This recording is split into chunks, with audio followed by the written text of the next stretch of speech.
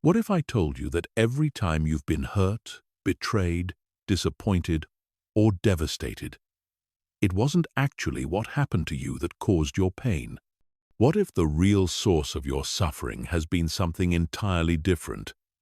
Something you've had complete control over this entire time, but nobody ever taught you how to use it. 2,000 years ago, in the dungeons of Rome, a slave named Epictetus discovered something that would change everything we know about human suffering. This man, who had every reason to be bitter, angry, and broken by life, instead became one of the most powerful and influential philosophers in human history. His discovery was so profound that it spread across empires, influenced kings and emperors, and has been quietly used by the most successful and resilient people throughout history.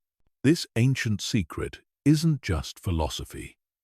Modern neuroscience has proven that what Epictetus discovered is literally how your brain works. The most emotionally resilient people on Earth, from Navy SEALs to top CEOs to Olympic athletes, unknowingly use this exact principle every single day. And today, you're going to learn how to master it completely.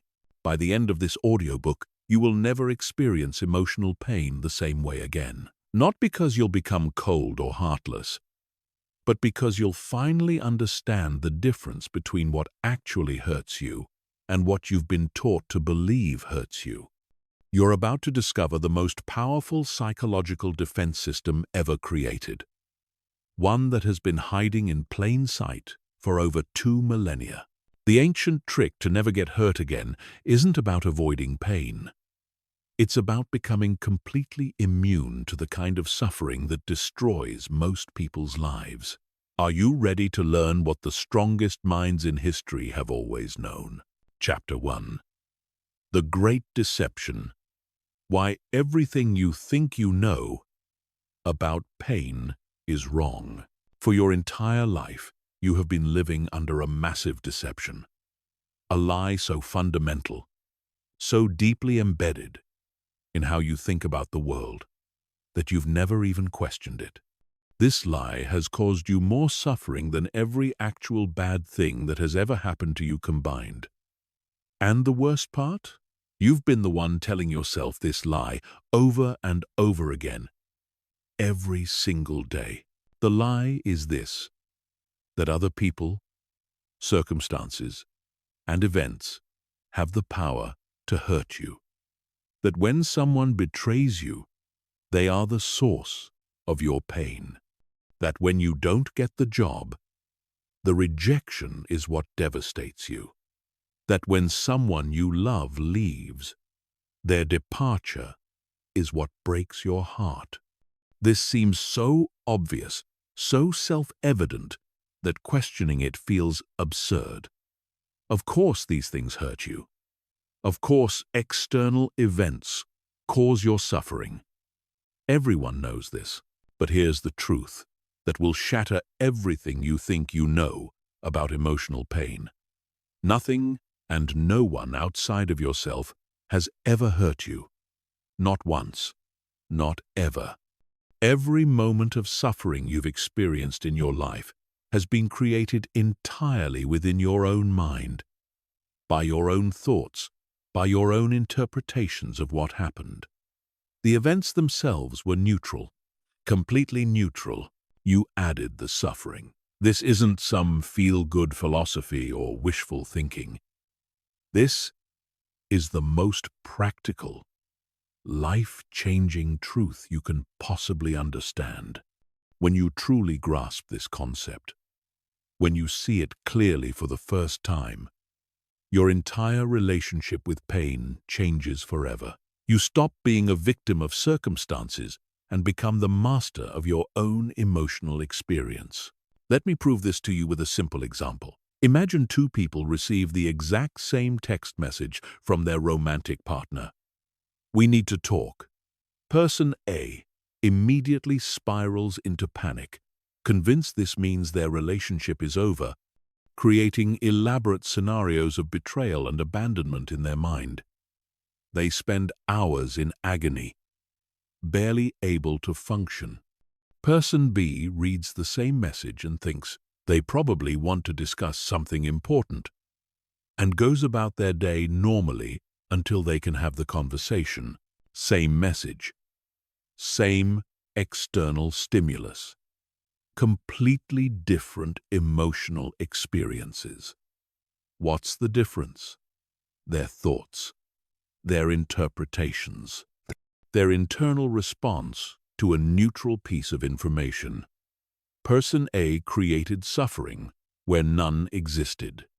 Person B remained at peace. The message itself had no inherent power to cause pain. The pain was generated entirely by the meaning Person A attached to it. This principle applies to everything. Every breakup, every betrayal, every disappointment, every loss you've ever experienced. The external event was just data, just information about what happened. Your suffering came from what you told yourself that information meant. You created elaborate stories about what it said about you, about your future, about your worth. You compared it to how you thought things should be. You resisted what was and demanded that reality be different. And in that resistance, in that gap between what happened and what you wanted to happen, you created your own suffering. The ancient Stoics understood this with crystal clarity. They knew that the source of all human suffering isn't what happens to us, but how we think about what happens to us. Epictetus, who spent his entire life as a slave and was physically disabled, said something that would echo through history. Men are disturbed not by things, but by the views which they take of things. He lived this principle, despite having every external reason to be miserable. He became one of the most influential teachers of mental freedom the world has ever known. Marcus Aurelius, the most powerful man in the Roman Empire, wrote in his personal journal, "You have power over your mind, not outside events. Realize this, and you will find strength." Here was a man who could command armies, who had unlimited external power. Yet he understood that true power came from within. He knew that no external force could disturb his peace unless he allowed it to. But here's where most people get confused. They think this means that bad things don't happen, or that we should pretend everything is fine when it's not. That's not what this means at all. Bad things absolutely happen. People die. Relationships end. Businesses fail. People betray us. These are facts. But facts, by themselves, don't cause suffering. Suffering comes from our resistance to facts, from our insistence that reality should be different than it island. When you truly understand this distinction, you realize that you've been giving away your power your entire life. You've been allowing external circumstances to dictate your internal state. You've been living as if you were a puppet, with everyone and everything else pulling your strings. But the truth is, you're the one holding all the strings. You always have been. Think about the last time you were really hurt by something someone said to you. What actually happened? Sound waves hit your eardrums. Your brain processed those sound waves into words. Those words triggered thoughts in your mind about what they meant. Those thoughts created emotions. Those emotions created your experience of pain. At what point in this process did the other person actually hurt you? They created sound waves. That's it. Everything else, the entire experience of being hurt, was created by your own mind. This doesn't mean you're weak or wrong for having been hurt. You were never taught this. Nobody ever explained to you that you had a choice in how you experienced external events. From childhood, you were taught the opposite, that when bad things happen, you're supposed to feel bad. That's normal. That's human. But normal doesn't mean optimal. Normal doesn't mean necessary. The most emotionally resilient people in the world, whether they realize it or not, have learned to separate what happens from what they make it mean. They don't waste their energy fighting reality. They don't create elaborate stories about what external events say about them. They deal with facts as facts and maintain their inner equilibrium regardless of external circumstances. This is not about becoming emotionless or uncaring. This is about becoming selective about where you invest your emotional energy. When you stop suffering over things you cannot control, you have enormous amounts of energy available for things you can control. When you stop being reactive to every external stimulus, you become incredibly powerful. The deception that external events hurt you is the foundation of all unnecessary suffering.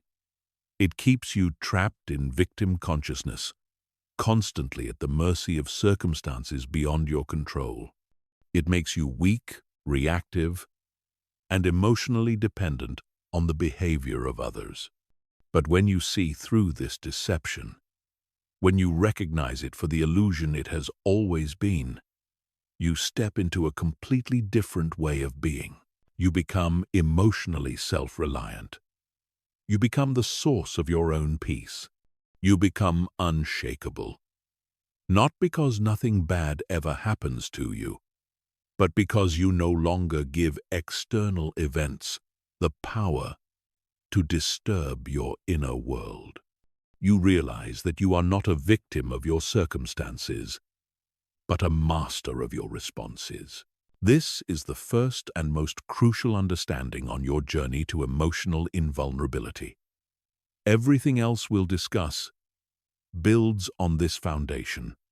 Until you truly grasp that your suffering is self-created, you'll continue to look for solutions in all the wrong places. You'll try to control other people's behavior. You'll try to prevent bad things from happening.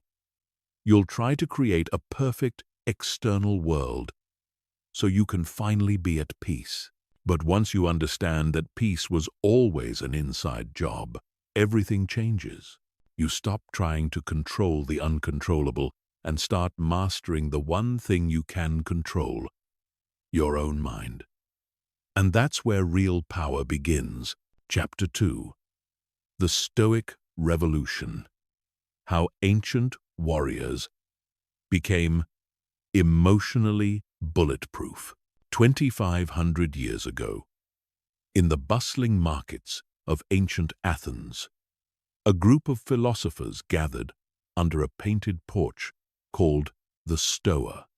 These weren't ivory tower academics disconnected from real life. They were warriors, emperors, slaves, and merchants who had discovered something extraordinary. A way to remain completely unshakable regardless of what life threw at them. They called their philosophy Stoicism, and it would become the most practical system for emotional mastery ever developed.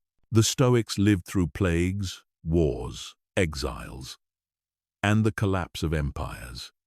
They faced every form of adversity imaginable, yet they maintained an inner calm that seemed almost superhuman to those around them.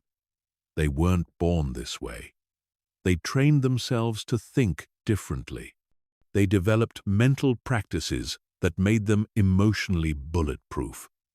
And their techniques are more relevant today than they've ever been. The foundation of Stoic philosophy rests on one revolutionary insight. We cannot control what happens to us, but we can always control how we respond to what happens to us. This might sound simple, but it's the most radical idea in human psychology.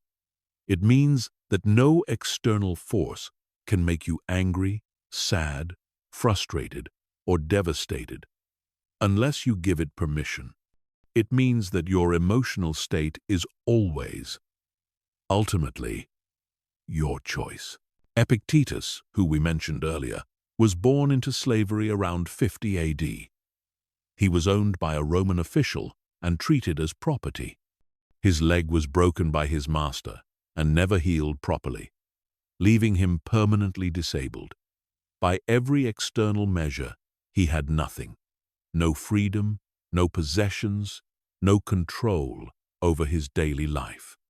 Yet this man, who had less external power than almost anyone in his society, became one of the most powerful thinkers in human history.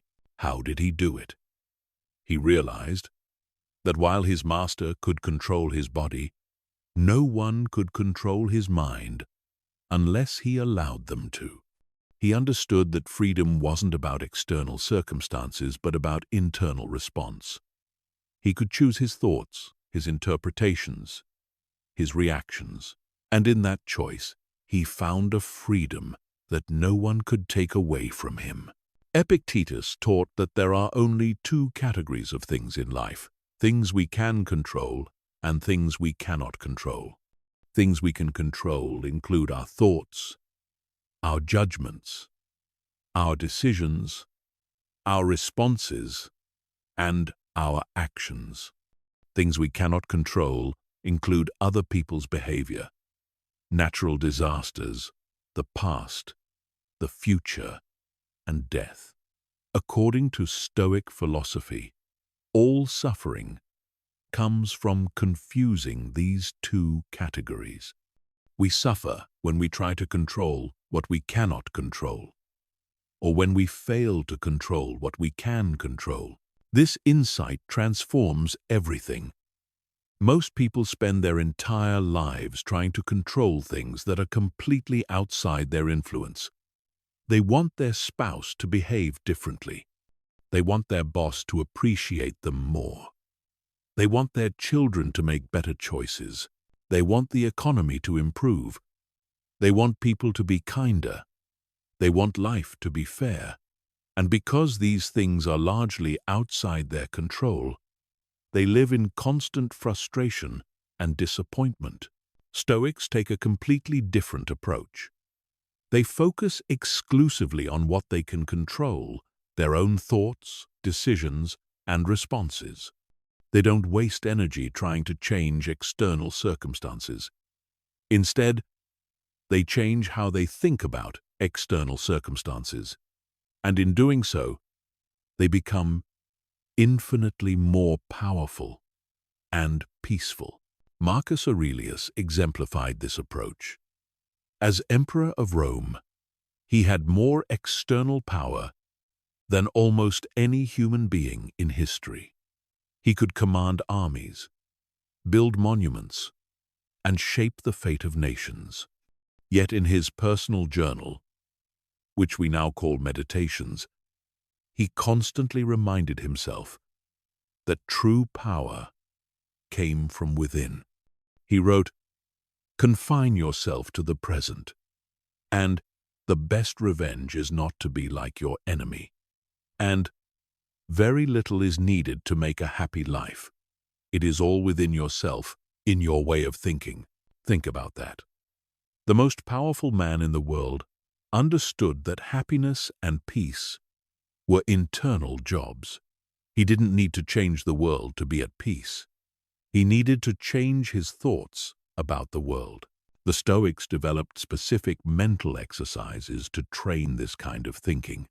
One of the most powerful was called negative visualization, or premeditatio malorum. This involved imagining losing the things they valued most: their health, their loved ones, their possessions, even their lives. This wasn't morbid thinking, it was training. By regularly contemplating loss, they became emotionally prepared for it. They appreciated what they had while they had it, and they reduced the shock and suffering when loss inevitably occurred. Another powerful Stoic practice was the view from above. When facing a challenging situation, they would imagine viewing it from a cosmic perspective. How would this problem look from the perspective of the universe? How significant would it be in 100 years? This practice helped them maintain perspective and avoid being overwhelmed by temporary difficulties.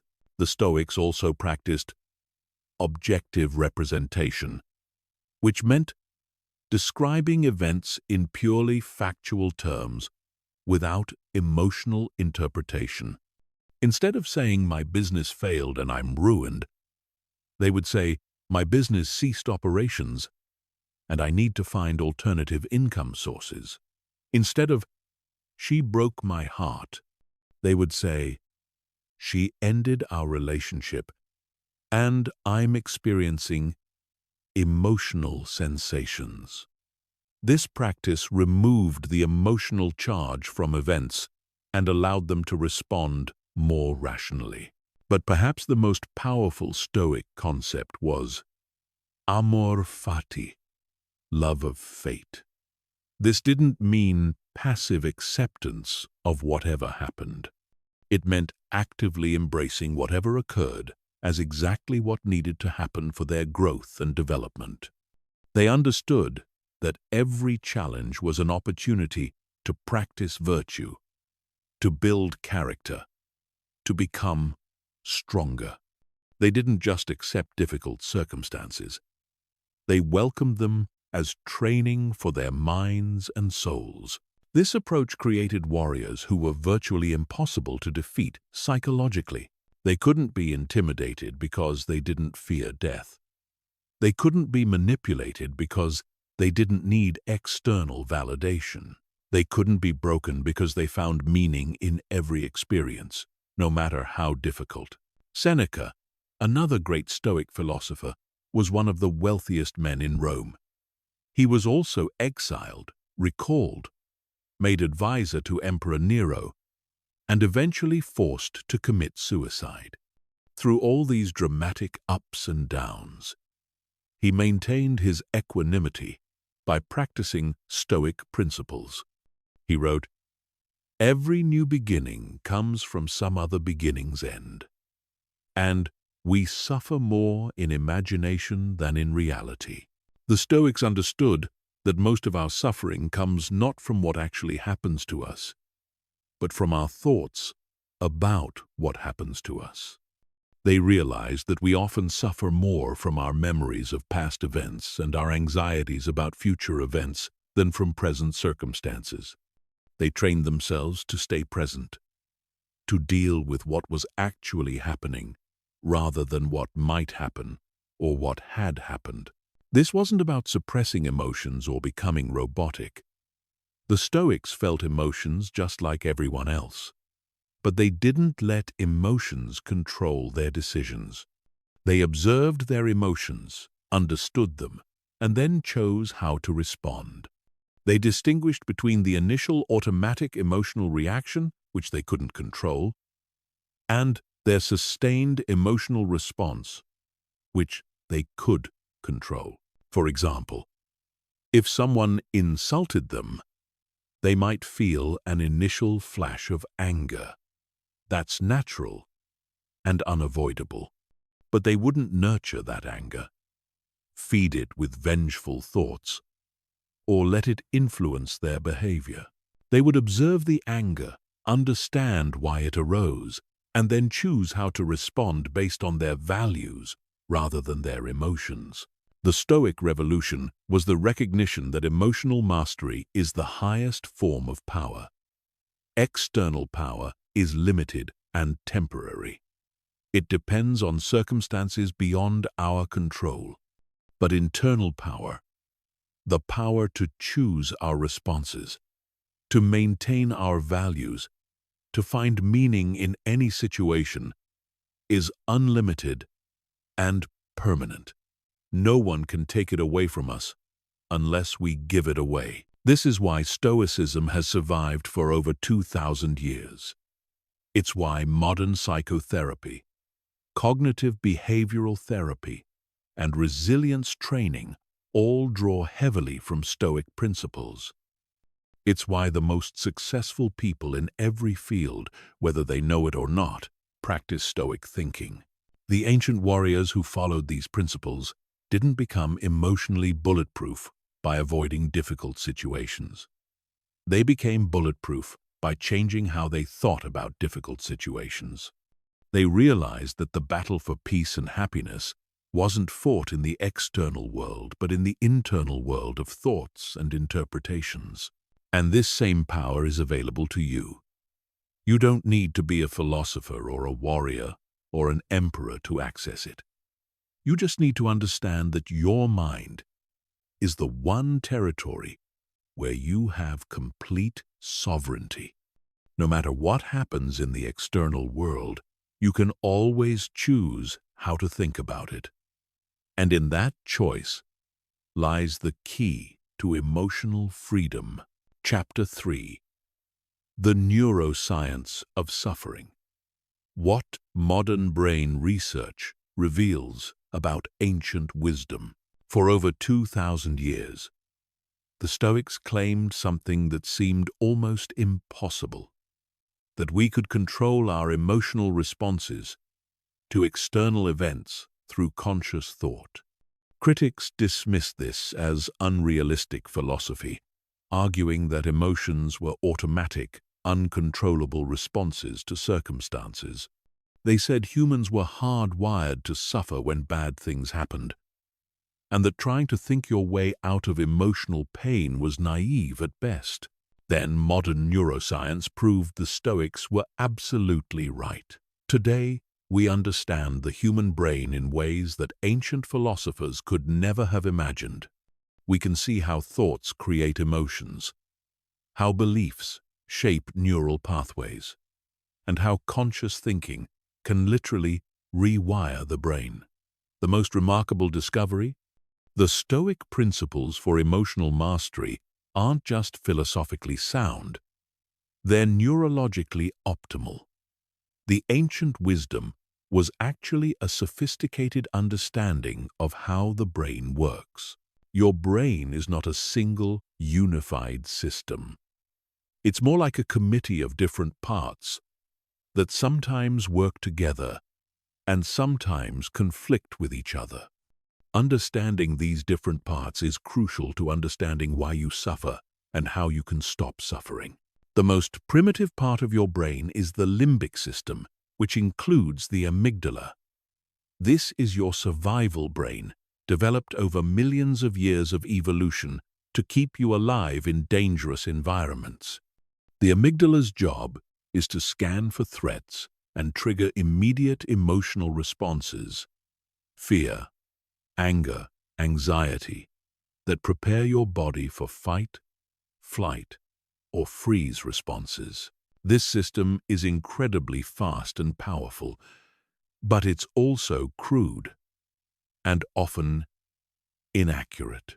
The amygdala doesn't distinguish between actual physical threats and psychological threats. It doesn't understand the difference between a tiger chasing you and an email from your boss requesting a meeting. It just detects potential danger and floods your system with stress hormones.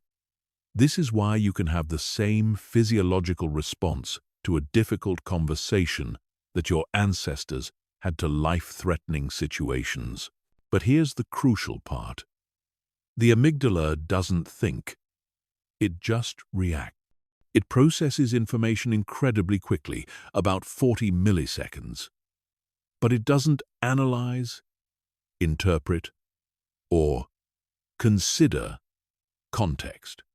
It's like a very sophisticated alarm system that errs on the side of caution. Better to have a false alarm than to miss a real threat. The thinking part of your brain is the prefrontal cortex, located right behind your forehead. This is where conscious thought, reasoning, planning, and decision-making occur. The prefrontal cortex is much slower than the amygdala. It takes about 500 milliseconds to process information, but it's infinitely more sophisticated. This is where you can analyze situations, consider multiple perspectives, and make conscious choices about how to respond. Here's the key insight that validates ancient Stoic wisdom. The amygdala and prefrontal cortex are in constant communication, and the prefrontal cortex can override the amygdala's responses. You can literally think your way out of emotional reactions. Your conscious mind can intervene between an external stimulus and your emotional response. When something happens to you, your brain goes through a specific sequence. First, sensory information enters your brain and goes to the thalamus, which acts like a relay station. From there, information travels along two pathways simultaneously. One pathway goes directly to the amygdala. This is the fast, emotional route. The other pathway goes to the prefrontal cortex. This is the slower, rational route. If you rely only on the amygdala pathway, you experience immediate, automatic emotional reactions to events. Someone criticizes you, and you instantly feel hurt or angry. You receive bad news, and you immediately feel devastated. You face a challenge, and you automatically feel anxious. This is what most people experience most of the time. They're at the mercy of their amygdala's interpretations. But if you engage the prefrontal cortex pathway, you can interrupt this automatic process. You can pause between the stimulus and the response. You can consciously choose how to interpret what happened and how to respond to it. This is exactly what the Stoics were training when they practiced observing their thoughts and choosing their responses. Modern research has discovered something even more remarkable. The more you use your prefrontal cortex to override automatic emotional responses, the stronger it becomes.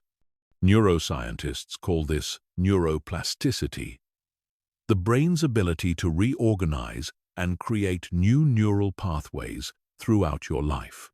Every time you consciously choose a rational response over an emotional reaction, you're literally rewiring your brain to be less reactive and more resilient. Studies using brain imaging technology have shown that people who practice mindfulness, meditation, and cognitive reframing, all of which are essentially Stoic practices, have measurably different brain structures. They have larger prefrontal cortexes, smaller amygdalas, and stronger connections between the thinking and emotional centers of their brains. They've literally trained their brains to be less reactive and more in control. Dr. Amy Arnston, a neuroscientist at Yale, has extensively studied how stress affects the prefrontal cortex. Her research shows that even mild stress can impair prefrontal cortex function, making us more reactive and less rational. But she's also found that people who practice stress reduction techniques, particularly cognitive approaches that involve changing how you think about stressful situations, can maintain prefrontal cortex function even under pressure. This explains why Stoic practices are so effective. When you practice seeing events as neutral until you interpret them, you're keeping your prefrontal cortex engaged instead of letting your amygdala run the show. When you practice focusing on what you can control instead of what you can't control, you're directing your mental energy toward rational problem-solving instead of emotional rumination. Dr. Kevin Oxner, a neuroscientist at Columbia University, has conducted extensive research on emotion regulation. His studies show that cognitive reappraisal, changing how you think about a situation to change how you feel about it, is one of the most effective emotion regulation strategies. People who use cognitive reappraisal show increased activity in the prefrontal cortex and decreased activity in the amygdala. They literally think their way to emotional calm. The research on rumination provides another crucial insight. Rumination is the tendency to repeatedly think about negative events, analyzing them over and over, usually focusing on what went wrong and why. Studies consistently show that rumination is one of the strongest predictors of depression, anxiety, and other mental health problems. Why is rumination so destructive? Because it keeps the amygdala activated long after the triggering event has ended. Instead of allowing the emotional response to naturally fade, rumination keeps triggering it over and over. You're essentially giving yourself repeated doses of stress hormones by repeatedly reliving negative events in your mind. The Stoics understood this intuitively. They taught people to observe their thoughts without getting caught up in them, to deal with events once, and then move on, and to focus on the present moment rather than rehashing the past or worrying about the future. Modern neuroscience has proven that these practices are neurologically optimal for mental health and emotional resilience. Dr. Daniel Siegel, a psychiatrist and researcher at UCLA, has shown that the simple act of naming your emotions, what he calls "name it to tame it," can reduce amygdala activation and increase prefrontal cortex engagement. When you can accurately identify and label what you're feeling, you activate the rational part of your brain and reduce the emotional part's intensity. This is exactly what Stoics did when they practiced objective observation of their mental states. The research on cognitive behavioral therapy, CBT, provides even more validation for Stoic principles. CBT is based on the idea that thoughts, feelings, and behaviors are interconnected, and that changing your thoughts can change your feelings and behaviors. Hundreds of studies have shown that CBT is effective for treating depression, anxiety, PTSD, and many other conditions. The core insight of CBT, that how you think determines how you feel, is fundamental Stoic wisdom. Dr. Aaron Beck, the founder of cognitive therapy, identified what he called cognitive distortions, systematic errors in thinking that lead to emotional distress. These include catastrophizing, assuming the worst possible outcome, black and white thinking, seeing things as all good or all bad, and personalization, taking responsibility for things outside your control. The Stoics identified these same thinking errors over 2,000 years ago and developed practices to correct them. Perhaps most remarkably, research on post-traumatic growth shows that people can emerge from traumatic experiences stronger and more resilient than before. Dr. Richard Tedeschi and Dr. Lawrence Calhoun have found that many people who face severe adversity, serious illness, loss of loved ones, natural disasters, report positive changes in their lives. They develop deeper relationships, greater appreciation for life, increased personal strength, and enhanced spiritual development. This research validates the Stoic concept of amor fati, that difficult experiences can be opportunities for growth if we approach them with the right mindset. The brain is capable of finding meaning and growth in any experience, no matter how painful, if we engage our prefrontal cortex to interpret that experience constructively. The neuroscience is clear. Your brain is designed to learn, adapt, and grow throughout your entire life. You're not stuck with automatic emotional responses to external events. You can train your brain to respond differently. You can develop emotional resilience that seemed impossible to previous generations. The ancient Stoics discovered these principles through careful observation of their own minds and rigorous philosophical reasoning.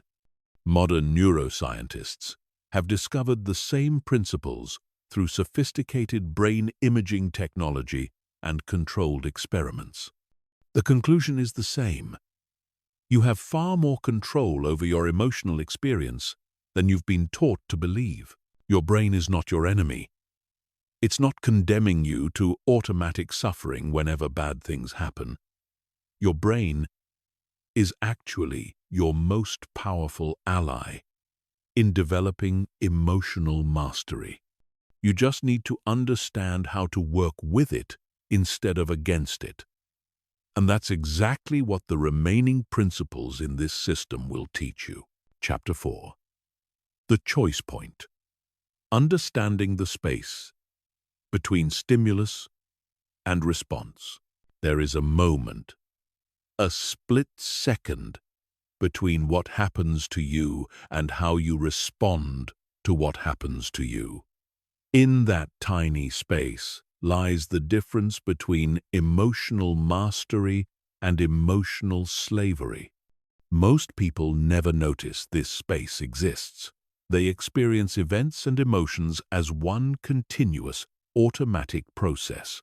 Something happens, they feel a certain way, and they believe they had no choice in the matter.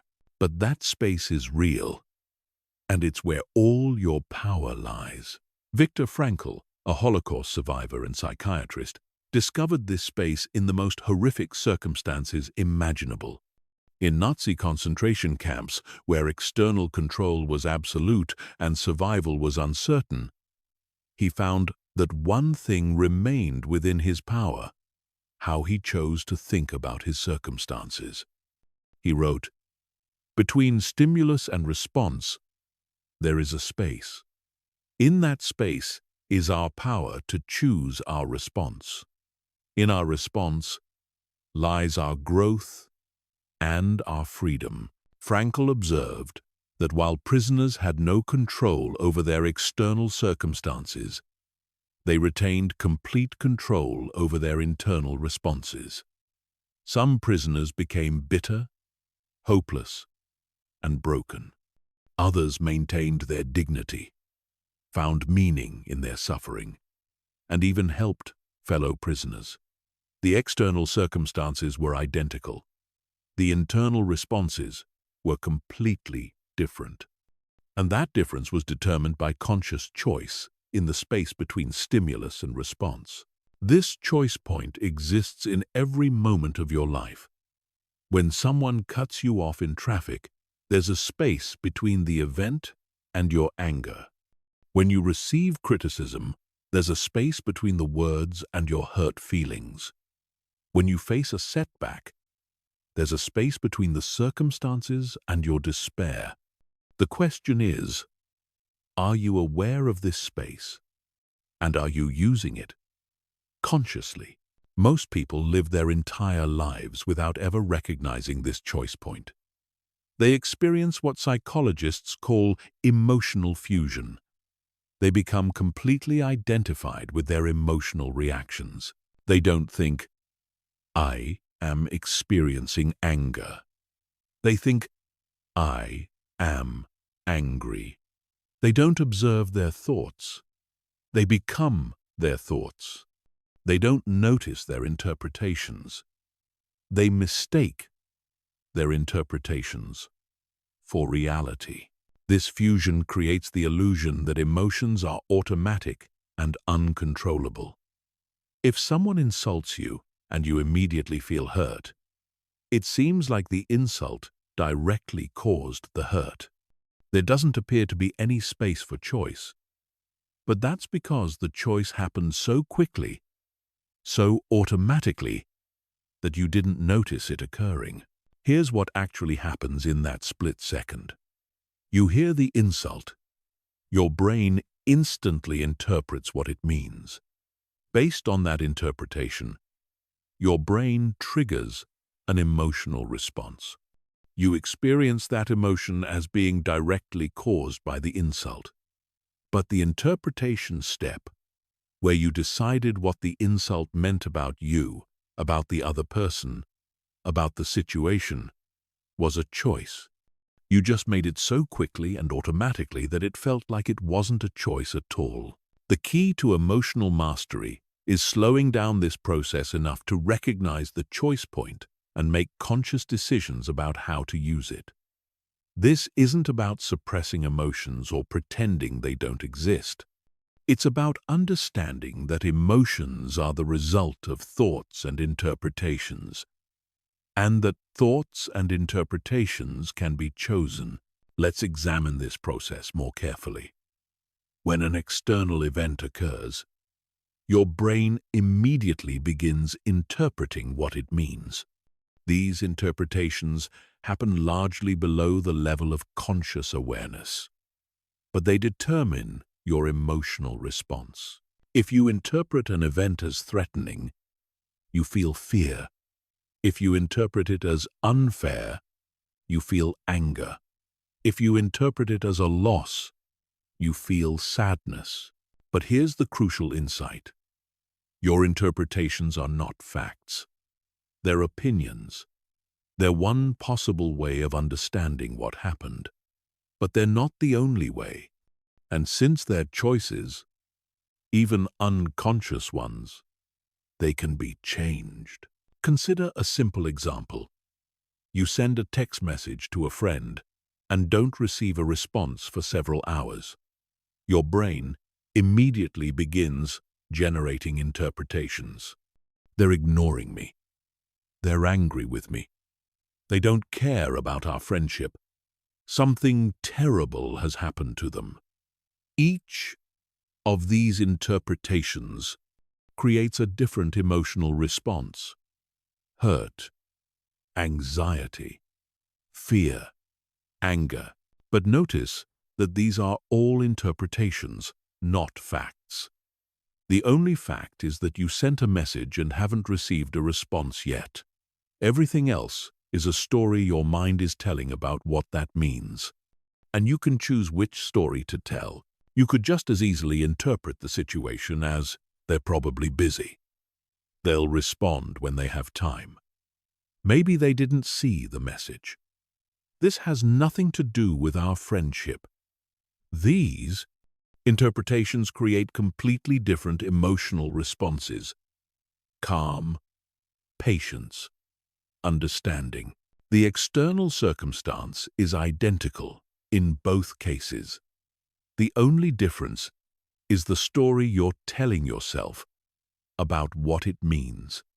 And that story is always a choice, even when it doesn't feel like one. Developing awareness of the choice point requires practice. Most of us have been making unconscious interpretations for so long that it feels automatic and unchangeable. But like any skill, conscious interpretation can be developed through training. The first step is simply noticing when you're having an emotional reaction. Instead of immediately getting caught up in the emotion, pause and ask yourself, what interpretation am I making about this situation? What story am I telling myself about what this means? This simple question creates space between the stimulus and your response.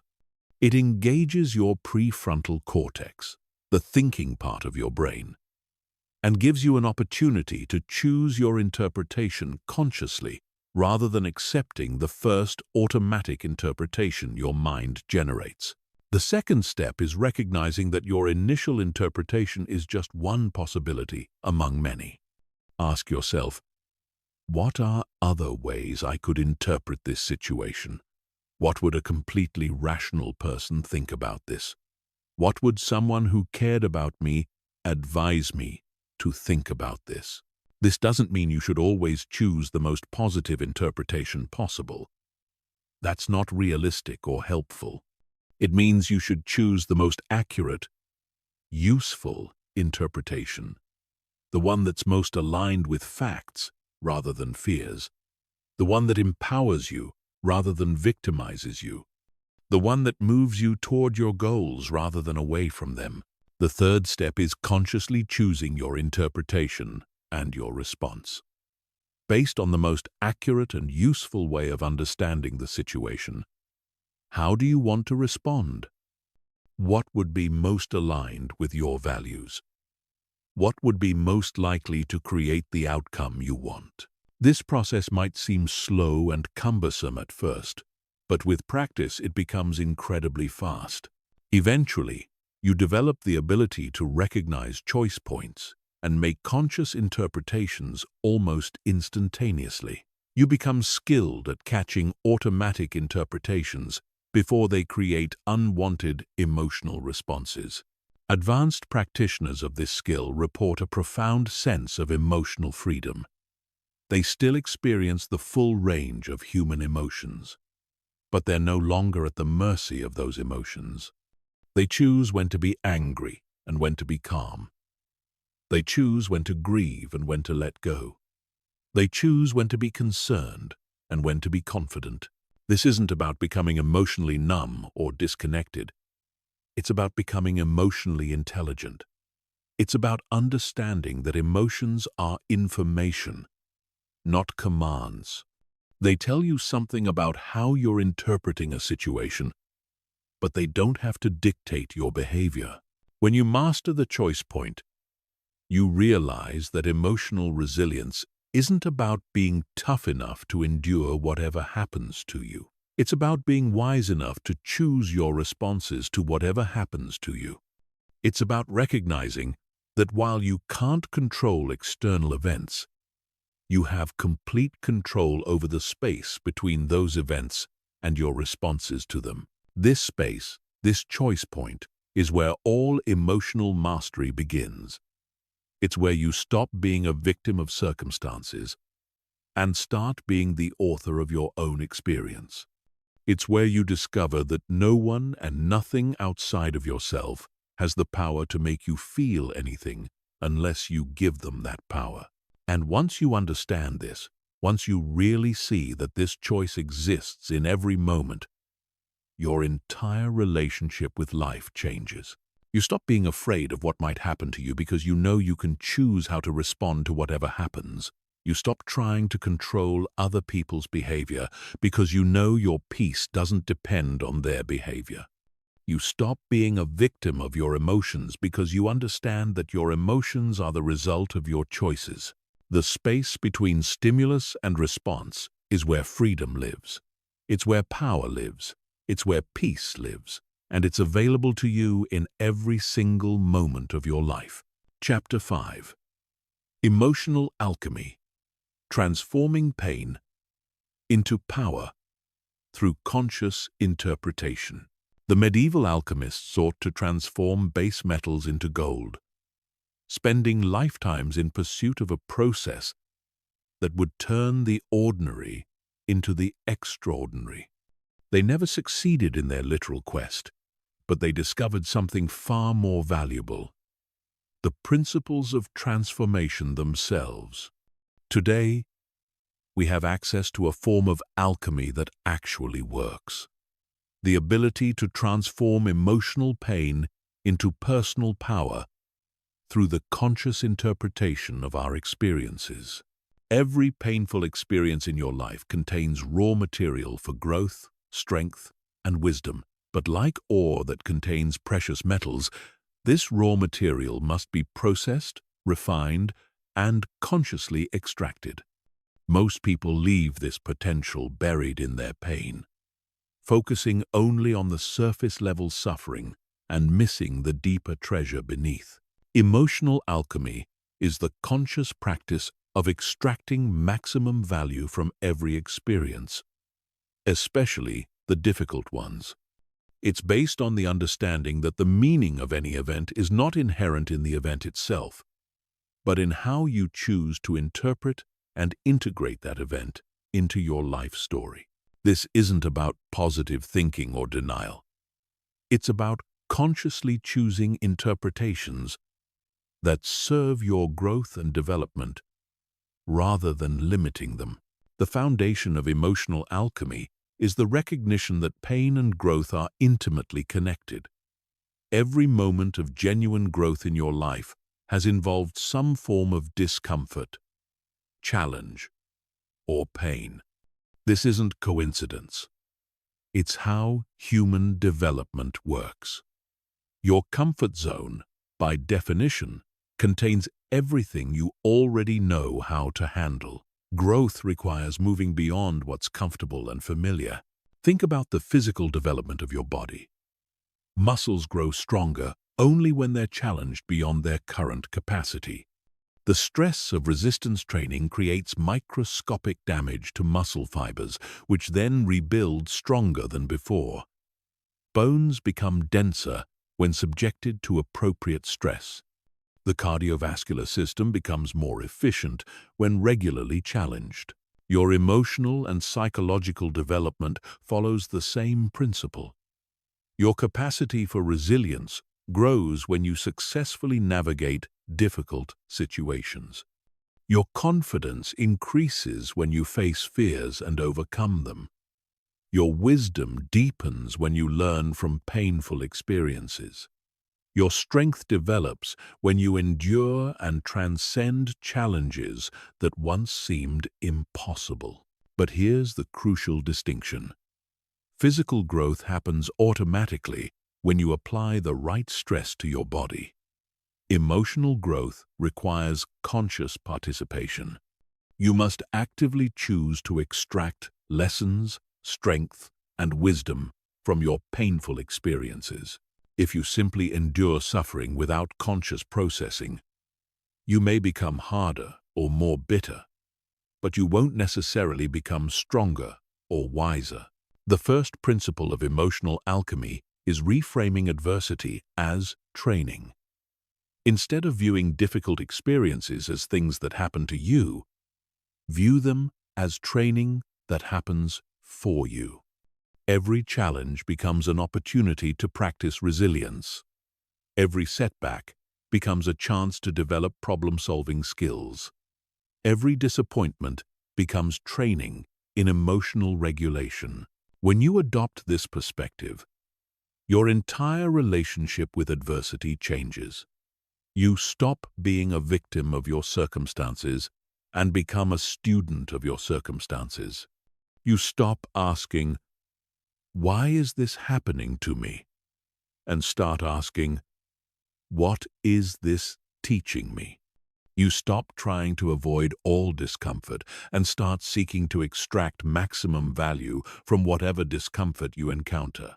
This doesn't mean you should seek out unnecessary suffering or remain in harmful situations.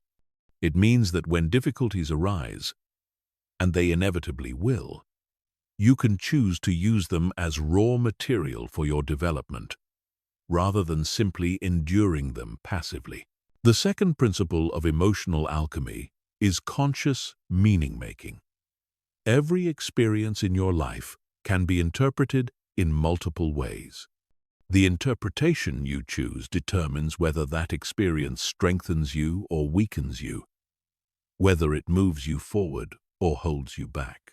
Consider someone who experiences a betrayal in a close relationship. They could interpret this experience in ways that diminish them. "I'm a poor judge of character. People can't be trusted. I'm destined to be hurt by those I care about." These interpretations create learned helplessness, cynicism, and emotional withdrawal. Or they could interpret the same experience in ways that strengthen them. I've learned important red flags to watch for in future relationships. I've discovered my capacity to survive and recover from betrayal. I now know that my worth isn't determined by how others treat me. These interpretations create wisdom, resilience, and emotional strength.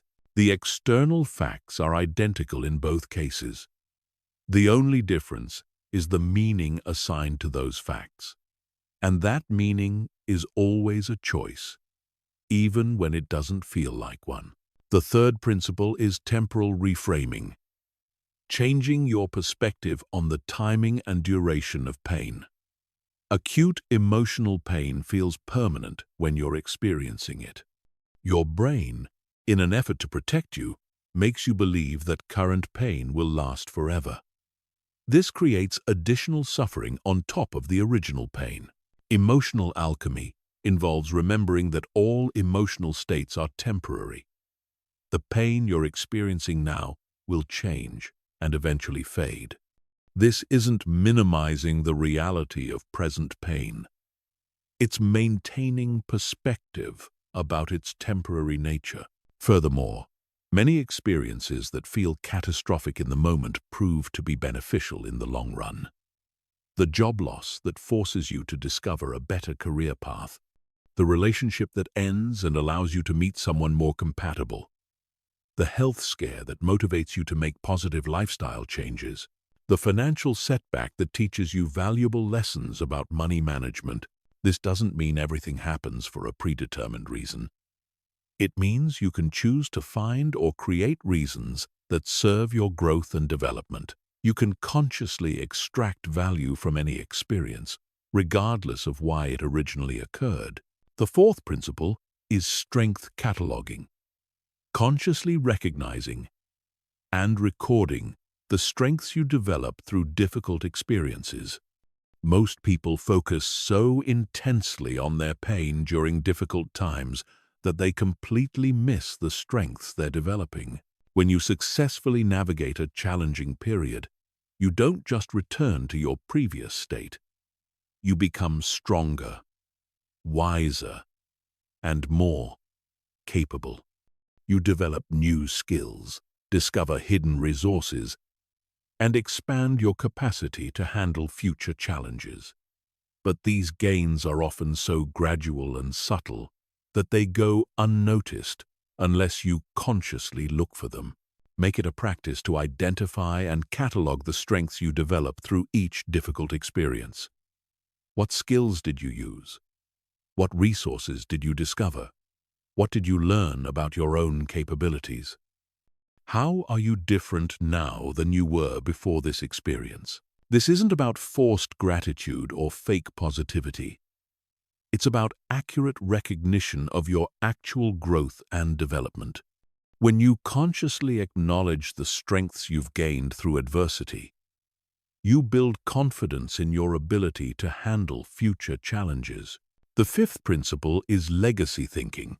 Considering how your current experience fits into the larger story of your life and what you want that story to represent. Instead of getting lost in the immediate details of your current struggle, step back and consider the bigger picture. What kind of person do you want to become? What kind of life do you want to create? How can your current experience, painful as it might be, contribute to that larger vision? What would you want your future self to learn from this experience? What example do you want to set for others who might face similar challenges? This perspective helps you endure temporary pain for long-term growth. It helps you make decisions based on your values rather than your immediate emotions. It transforms suffering from meaningless endurance into purposeful development. The final principle of emotional alchemy is teaching and sharing. One of the most powerful ways to transform pain into power is to use your experiences to help others facing similar challenges. When you share your struggles and the lessons you've learned, you accomplish several things simultaneously. First, you solidify your own learning. Teaching forces you to organize and articulate the insights you've gained. Second, you create meaning and purpose from your pain by using it to benefit others. Third, you build connections with people who understand your experience. Fourth, you often gain new perspectives on your own situation by hearing how others have handled similar challenges. This doesn't mean you should share your personal struggles with everyone or turn your pain into your primary identity. It means that at appropriate times, and in appropriate contexts. Your willingness to be vulnerable about your challenges and share what you've learned can transform your pain into a source of value for both yourself and others. Emotional alchemy is not about denying the reality of pain or pretending that all experiences are equally pleasant. Pain is real, and some experiences are genuinely difficult and traumatic. The goal is not to eliminate pain, but to ensure that pain serves a purpose in your development, rather than simply diminishing your capacity for joy and effectiveness. When you practice emotional alchemy consistently, you develop what psychologists call post-traumatic growth, the ability to emerge from difficult experiences stronger, wiser, and more capable than before. You begin to view challenges as opportunities rather than threats. You develop confidence in your ability to handle whatever life presents to you. Most importantly, you realize that no experience, no matter how painful, has the power to permanently damage you unless you allow it to. You always retain the power to choose what your experiences mean and how they shape your future. In that choice lies the ultimate freedom, the freedom to transform any pain into power, any setback into strength, any wound into wisdom. This is the true alchemy, not turning metal into gold, but turning suffering into strength, confusion into clarity, and pain into power. And unlike the medieval alchemists' elusive dreams, this transformation is completely within your control. Chapter 6. The 4 Pillars of Emotional Invulnerability. Building an unshakable inner foundation. Now that you understand the fundamental principles behind emotional mastery, it's time to build a systematic framework for applying them in your daily life. Emotional invulnerability isn't achieved through a single insight or technique. It's built on 4 fundamental pillars that work together to create an unshakable inner foundation. Master these 4 pillars, and no external circumstance will ever have the power to destroy your peace again. The first pillar is radical acceptance of what island. This doesn't mean passive resignation or approval of everything that happens. It means acknowledging reality exactly as it exists, without wasting energy fighting against facts. Most people spend enormous amounts of mental and emotional energy resisting what has already happened or what is currently happening. They replay scenarios in their minds, wishing things had gone differently. They argue with reality, insisting that things should be other than they are. This resistance creates a double layer of suffering. First, there's the pain of the original situation. Second, there's the additional pain of fighting against the reality of that situation. When you practice radical acceptance, you eliminate the second layer of suffering entirely. You deal with what is, rather than what you wish were true. Radical acceptance begins with a simple recognition. Reality is reality, regardless of your opinion about it. Your approval or disapproval doesn't change what has already occurred. Your resistance doesn't alter current circumstances. Your mental arguments don't modify facts. When you truly understand this, you stop wasting energy on impossible tasks and redirect that energy toward possible solutions. This doesn't mean you can't work to change future circumstances. It means you start from an accurate understanding of present circumstances. You can't solve problems effectively while denying their existence. You can't move forward productively while mentally remaining stuck in how things should have been different. The second pillar is detachment from outcomes.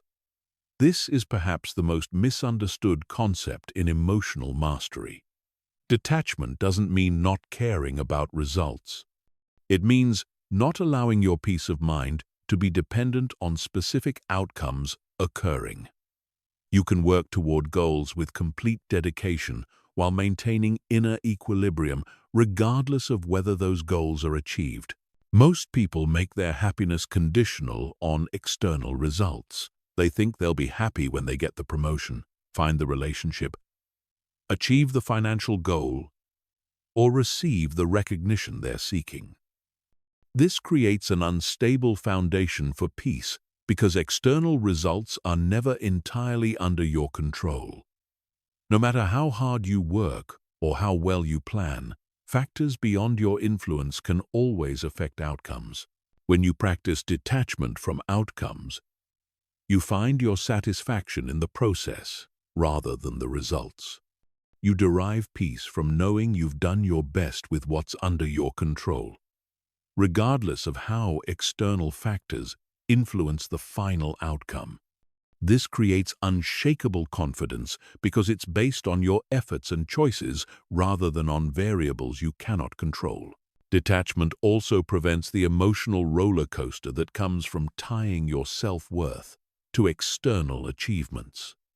When you succeed, you remain grounded because you know success doesn't define your value. When you face setbacks, you remain stable because you know temporary results don't determine your worth. The third pillar is emotional independence. This means your emotional state is determined by your own thoughts and choices, not by other people's behavior, moods, or opinions. Most people are emotionally dependent on others without realizing it. Their mood changes based on how others treat them. Their confidence fluctuates based on external validation. Their peace depends on other people's approval. Emotional independence doesn't mean isolation or not caring about relationships. It means maintaining your own emotional center regardless of how others behave. You can be kind, loving, and caring without making your happiness dependent on receiving kindness, love, and care in return. When you achieve emotional independence, you become much more attractive and effective in relationships. People are drawn to those who are secure in themselves. You can give love freely without keeping score. You can set boundaries without guilt. You can handle conflict without becoming reactive. You become a stable, positive force rather than someone who requires constant emotional management from others. The fourth pillar is present moment awareness. Most emotional suffering occurs when your mind is focused on the past or the future rather than the present. You suffer when you replay painful memories or anticipate feared scenarios. But life only exists in the present moment. The past is gone and cannot be changed. The future hasn't happened and may never happen as you imagine it. When you train yourself to stay present, you eliminate most sources of unnecessary suffering. Present moment challenges are usually manageable.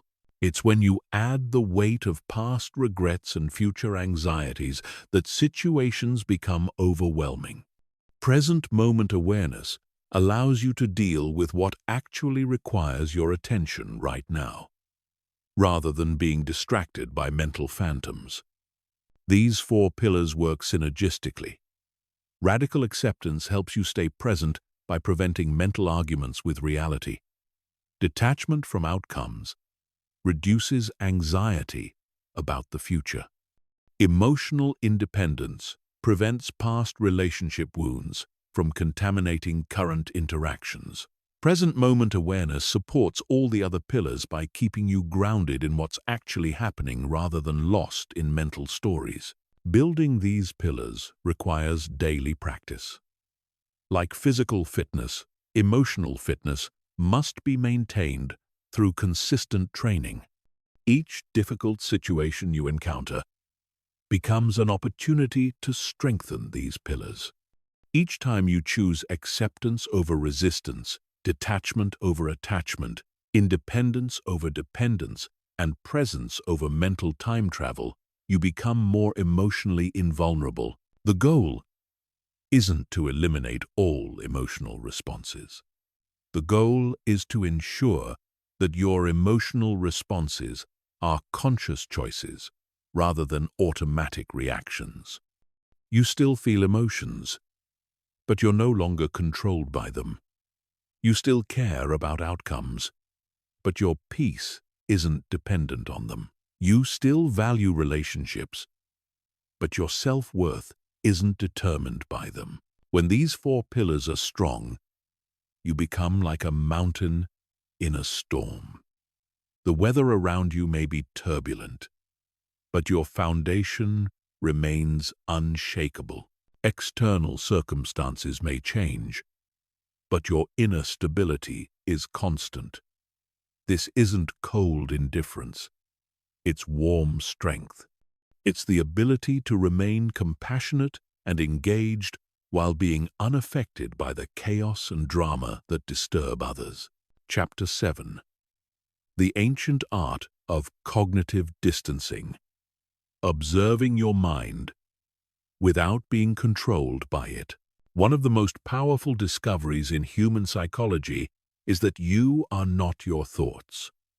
You are the one who observes your thoughts. This distinction might seem subtle, but it's the difference between being enslaved by your mental activity and being free to choose how you respond to it. The ancient philosophers understood this principle intimately, and modern neuroscience has confirmed its validity. Learning to observe your mind without being controlled by it is perhaps the most liberating skill you can develop. Most people live in complete identification with their thoughts.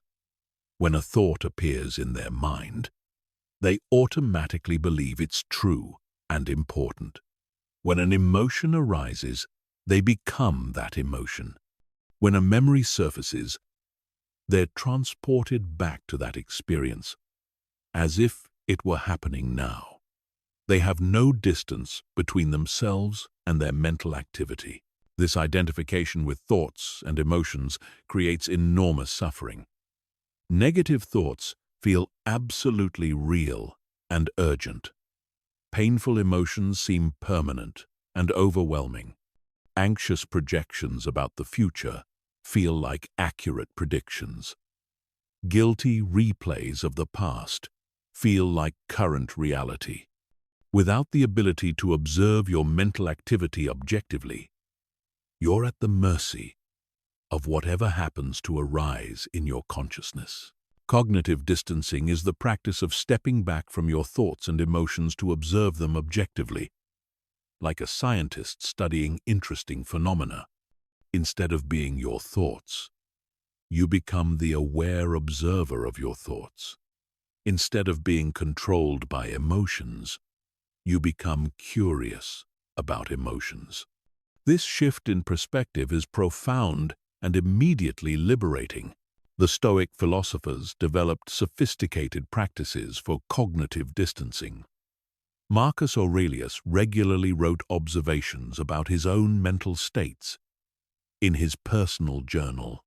He would note his thoughts, examine his reactions, and remind himself of fundamental principles.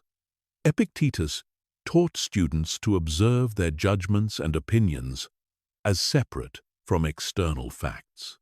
Seneca practiced viewing his daily experiences from multiple perspectives to avoid being trapped in single interpretations. Modern mindfulness meditation is essentially the same practice.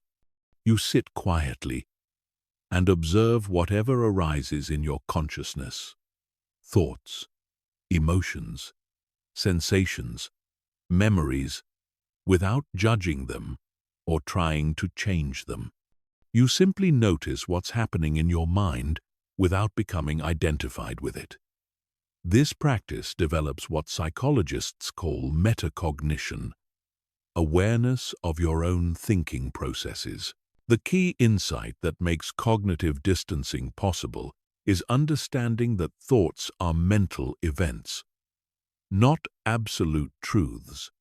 A thought is just neural activity in your brain, no different from any other biological process. The fact that you can think something doesn't make it true, important, or worth following.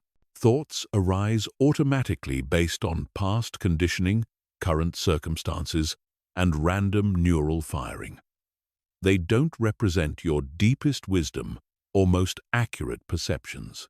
When you practice cognitive distancing, you begin to notice patterns in your thinking that you never saw before. You realize that certain types of thoughts arise in predictable situations. You see how your mind automatically jumps to worst-case scenarios when you're tired or stressed. You observe how it creates elaborate stories based on minimal evidence. You notice how it tends to ruminate on certain topics while avoiding others. This awareness is incredibly valuable because it allows you to stop taking your thoughts so seriously. You realize that your mind is often unreliable, biased, and reactive. This doesn't mean you should ignore your thoughts completely, but it means you should evaluate them carefully before believing them or acting on them. The practice of cognitive distancing begins with simple observation. Throughout your day, periodically step back and notice what's happening in your mind. What thoughts are present? What emotions are you experiencing? What mental stories are you telling yourself about current situations? Don't try to change anything initially. Just develop the habit of observing your mental activity objectively. As you become more skilled at observation, you can begin questioning your thoughts more systematically. When you notice a thought that's creating emotional distress, ask yourself, is this thought actually true? Is it helpful? Is it based on facts or on fears? What would I tell a friend who was having this thought? What's a more accurate or balanced way to view this situation? This questioning process isn't about positive thinking or denial. It's about developing intellectual honesty about your mental activity. Most thoughts, especially negative ones, contain some element of truth, but are exaggerated, incomplete, or skewed in unhelpful directions. By examining your thoughts more carefully, you can extract whatever useful information they contain, while discarding the distortions and exaggerations. Another powerful cognitive distancing technique is labeling your mental activity. Instead of saying, "I am angry," say, "I'm experiencing anger." Instead of, "I'm a failure," try, "I'm having thoughts about failure."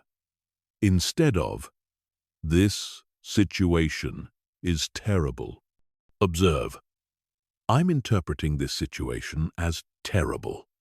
These subtle linguistic changes create psychological distance between you and your mental activity.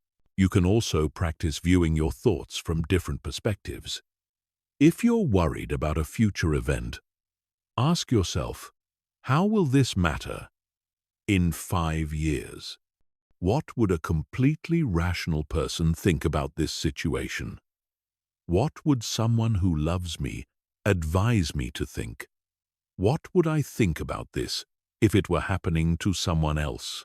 Time distancing is another valuable technique.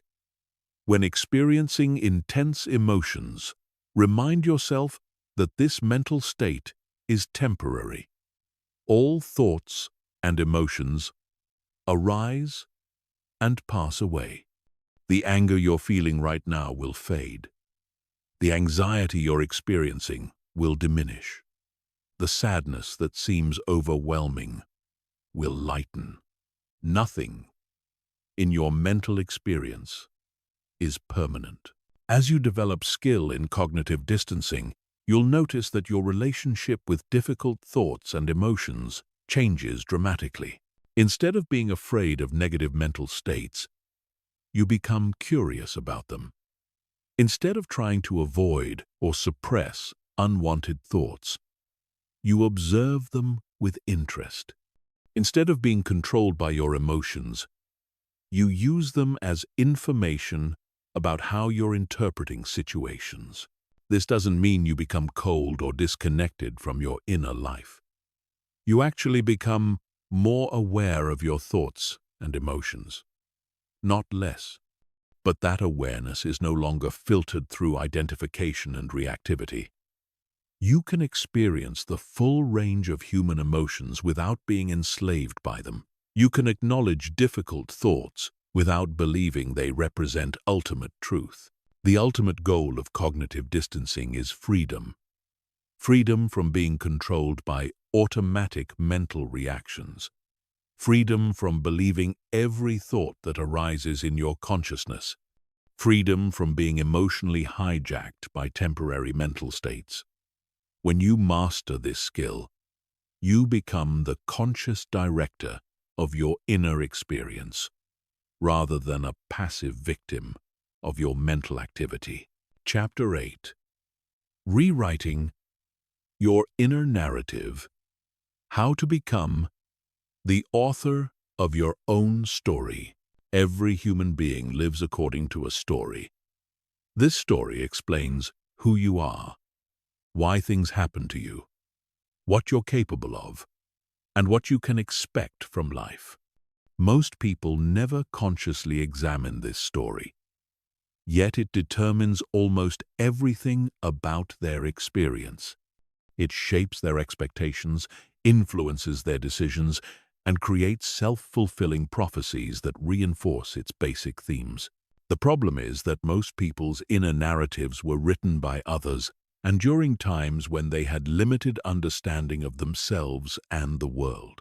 These stories were created through interpretations of childhood experiences, conclusions drawn from limited data, and meanings assigned to events by an immature mind, trying to make sense of complex situations. Many people carry narratives like, "I'm not good enough," "Life is unfair," "People can't be trusted," "I always get hurt," or "Good things don't last." These stories feel absolutely true because they've been reinforced by selective attention to confirming evidence and creative interpretation of ambiguous situations. But they're not truth, they're just stories, and stories can be rewritten. Taking conscious control of your inner narrative is one of the most powerful things you can do for your emotional well-being and life satisfaction. When you become the deliberate author of your own story, you stop being a victim of random circumstances and start being the hero of your own journey. The first step in rewriting your inner narrative is becoming aware of your current story. Most people never examine the fundamental beliefs and assumptions that guide their lives. They operate according to unconscious narratives that they inherited or adopted without question. Pay attention to the automatic thoughts that arise when you face challenges, the assumptions you make about why things happen, and the expectations you have about future outcomes. Listen to the language you use when describing yourself and your experiences. Do you tend to use victim language, "This always happens to me," or empowered language, "I can handle whatever happens"? Do you focus on what's wrong or what's possible? Do you interpret setbacks as evidence of your limitations or as opportunities for growth? Notice the recurring themes in your life story. What patterns keep showing up? What types of situations trigger the strongest emotional reactions? What beliefs about yourself and the world seem to be confirmed repeatedly? These patterns often reveal the deeper narrative themes that are operating below conscious awareness. Once you're aware of your current narrative, you can begin evaluating whether it's serving you. A helpful narrative is one that empowers you. encourages growth, promotes resilience, and creates positive expectations about the future. An unhelpful narrative is one that limits you, keeps you stuck in victim mentality, creates learned helplessness, and generates pessimistic expectations. The key insight is that no narrative is objectively true. Life is complex and contains enough evidence to support almost any story you want to tell about it. Optimists and pessimists can look at the same events and find completely different meanings. Success-oriented people and failure-oriented people can interpret identical situations in opposite ways. The question isn't which interpretation is true, but which interpretation is most useful for creating the kind of life you want to live. When rewriting your narrative, focus on themes that promote growth, resilience, and empowerment. Instead of, "I'm unlucky," try, "I'm learning to recognize and create opportunities." Instead of, "People always disappoint me," consider, "I'm becoming better at choosing trustworthy people and setting appropriate boundaries." Instead of, "I can't handle stress," explore, "I'm developing stronger coping skills through each challenge I face." This isn't about denial or forced positivity. It's about choosing interpretations that serve your development rather than limit it. You're not pretending that difficult things don't happen. You're choosing to see difficult things as training for strength rather than evidence of weakness. One powerful technique for narrative rewriting is the hero's journey framework. In this archetypal story structure, the protagonist faces challenges, overcomes obstacles, develops new abilities, and emerges transformed. Instead of viewing yourself as a victim of circumstances, you can choose to see yourself as a hero in training, with each difficulty serving as preparation for greater challenges and achievements. This perspective transforms your relationship with adversity. Setbacks become plot twists that make your story more interesting. Failures become learning experiences that develop your character. Conflicts become opportunities to practice new skills. Pain becomes evidence that you're growing beyond your previous limitations. Another approach is to focus on your agency and influence rather than on things outside your control. Victim narratives emphasize how external forces determine your experience. Empowered narratives focus on how your choices and responses shape your outcomes. Even when you can't control what happens to you, you can always control how you interpret and respond to what happens. Pay attention to the stories you tell others about your experiences. The way you describe your life to other people often reveals and reinforces your inner narrative. If you consistently tell stories that emphasize how unfairly you've been treated, how unlucky you are, or how difficult your life is, you're reinforcing a victim narrative.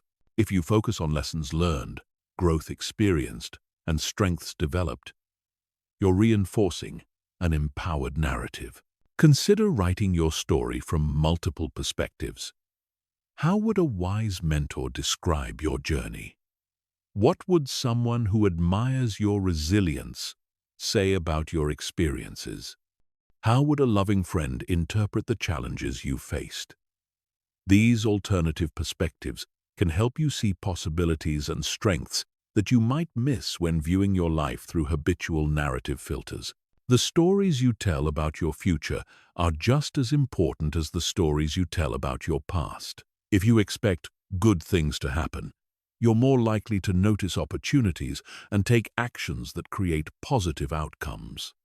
If you expect disappointment and failure, you're more likely to behave in ways that fulfill those expectations. Develop narratives about your future that are both realistic and inspiring. Instead of vague, positive thinking, create specific visions of how you want to grow, what you want to contribute, and how you want to handle future challenges. Base these narratives on your actual strengths and capabilities while stretching toward your potential. Remember that changing your inner narrative is an ongoing process, not a one-time event. Your story will continue to evolve as you gain new experiences and develop greater self-understanding. The goal isn't to create a perfect story, but to maintain conscious authorship of your story. You want to be actively choosing the meanings, themes, and expectations that guide your life, rather than passively accepting whatever narrative happened to develop through unconscious processes. When you master the art of conscious narrative creation, you gain tremendous power over your emotional experience and life direction.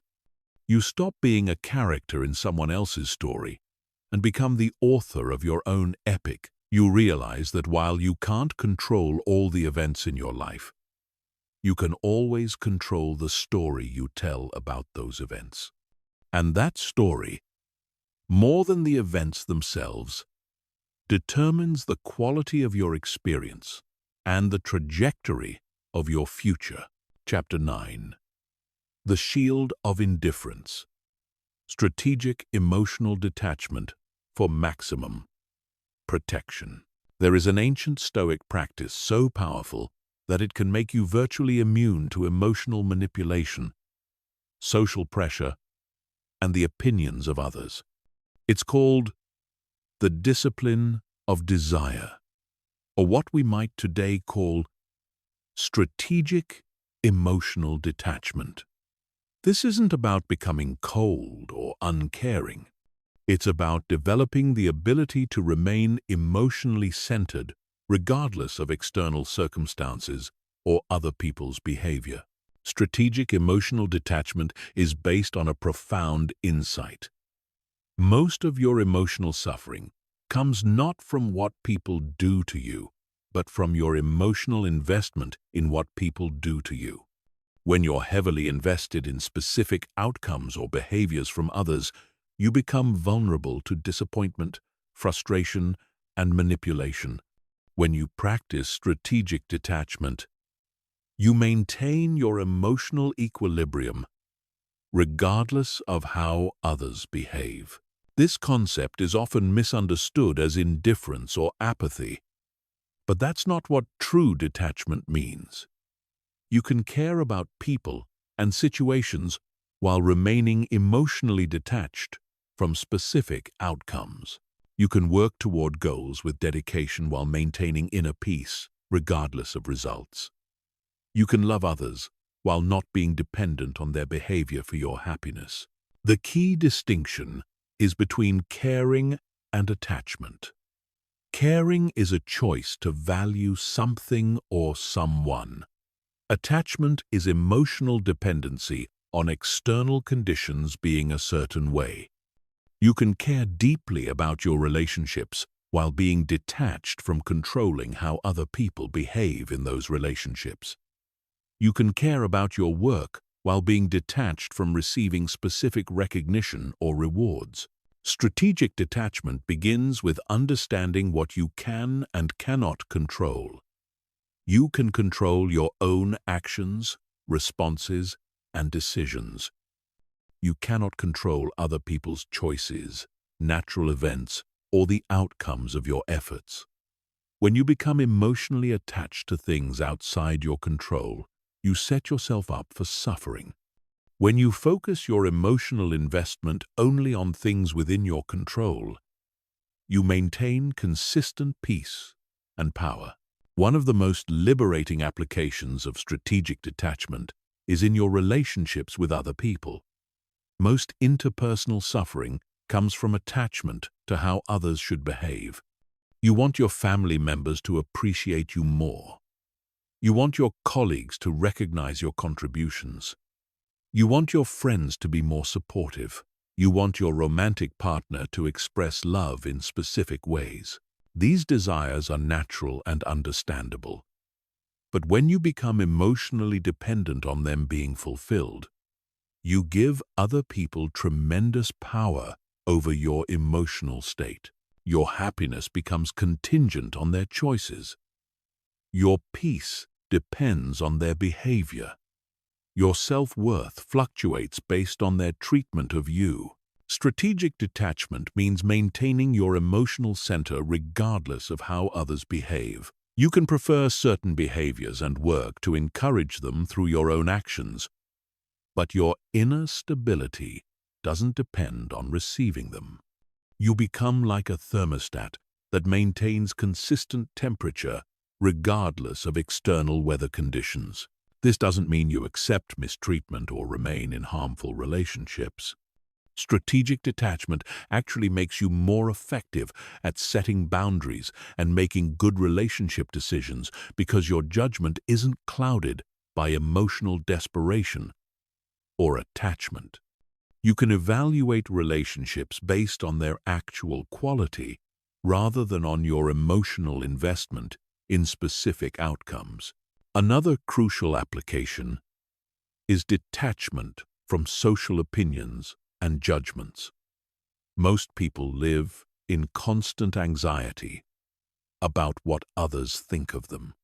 They modify their behavior to gain approval, avoid expressing authentic opinions to prevent criticism, and experience emotional turmoil when they encounter disapproval or rejection. Strategic detachment from social opinion means understanding that other people's thoughts about you are completely outside your control and ultimately irrelevant to your actual worth and happiness. People will form opinions based on their own perspectives, experiences, and biases. These opinions say more about them than about you, and they change based on factors that have nothing to do with you. When you practice this form of detachment, you become free to be authentic. You can express your genuine thoughts and feelings without being controlled by fear of judgment. You can pursue your actual goals rather than goals designed to impress others.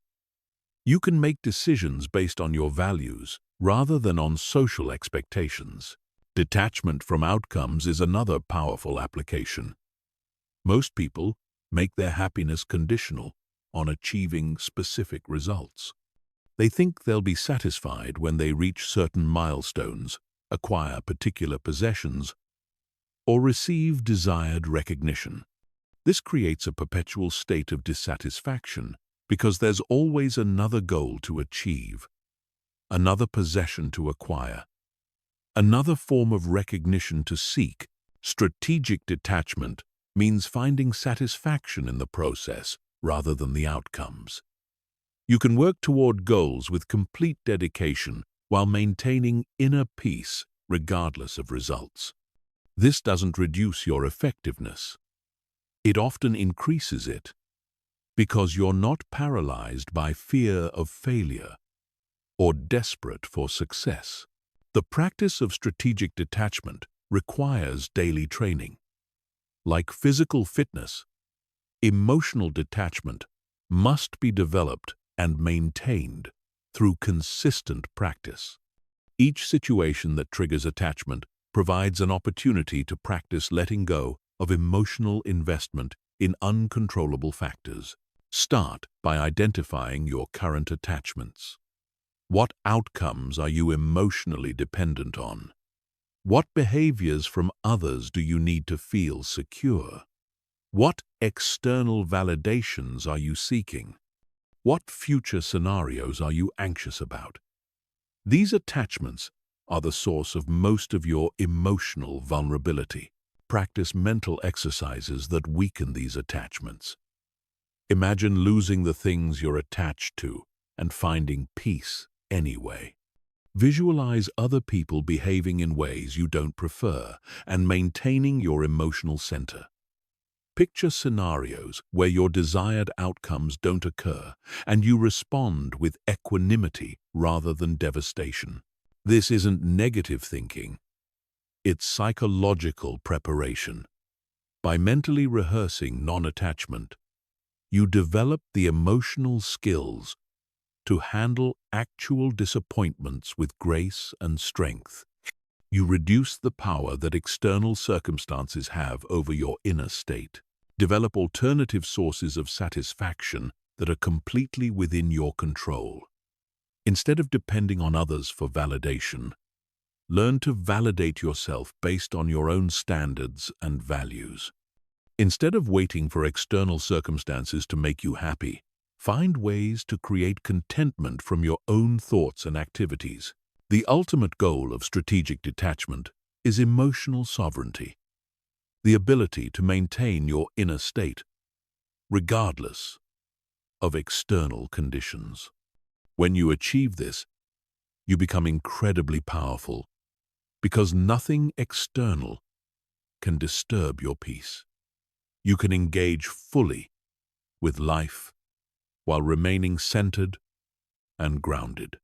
You can love others without being emotionally dependent on them. You can pursue goals without being desperate for outcomes. This emotional sovereignty makes you much more attractive and effective in all your relationships and endeavors. People are drawn to those who are secure in themselves. You can give love freely because you're not keeping score. You can take risks because you're not afraid of failure.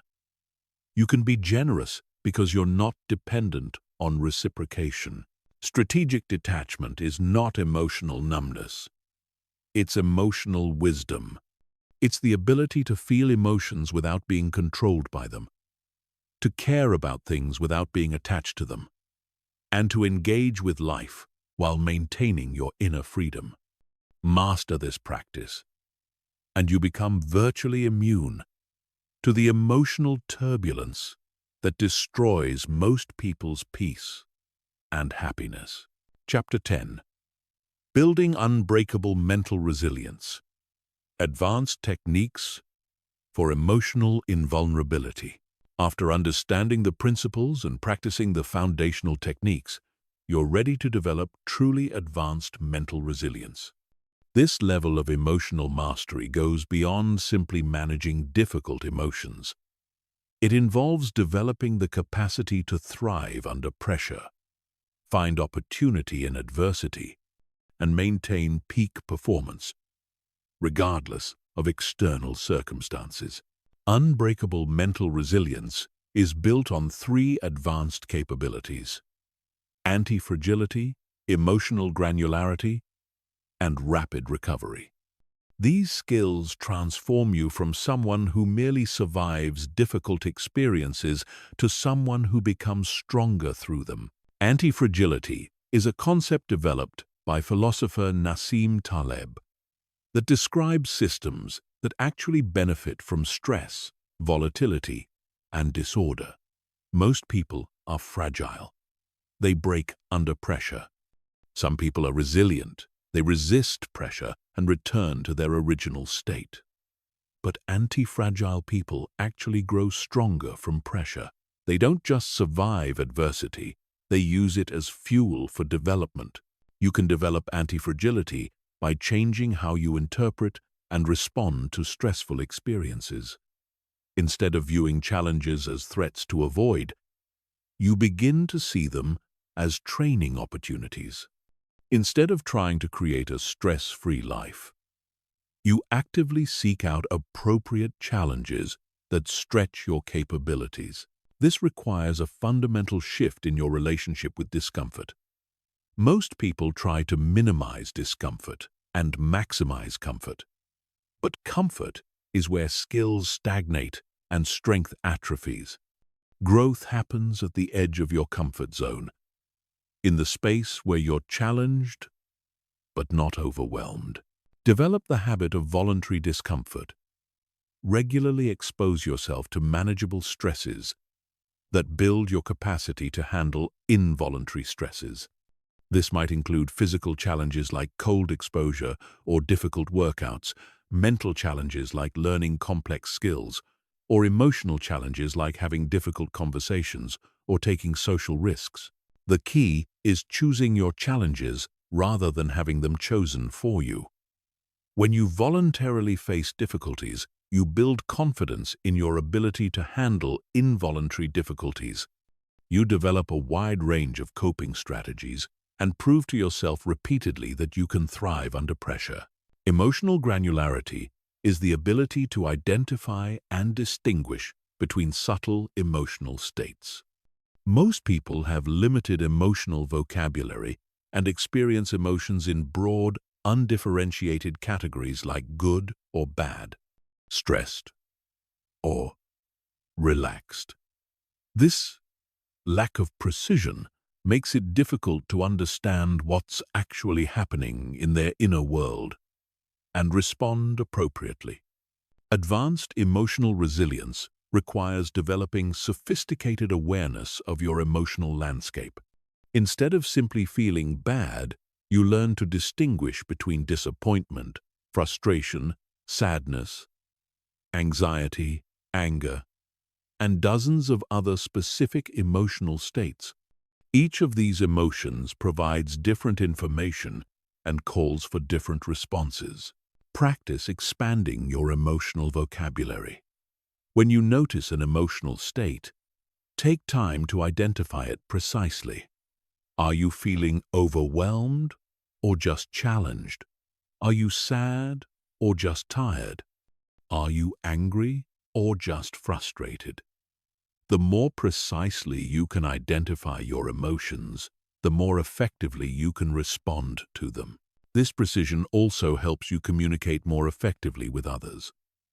Instead of saying, "I feel bad about this situation," you might say, "I feel disappointed that this didn't work out as planned, but I'm optimistic about finding alternative solutions." This level of emotional clarity reduces misunderstandings and helps others understand how to support you. Rapid recovery is the ability to return to baseline emotional functioning quickly after experiencing stress or trauma.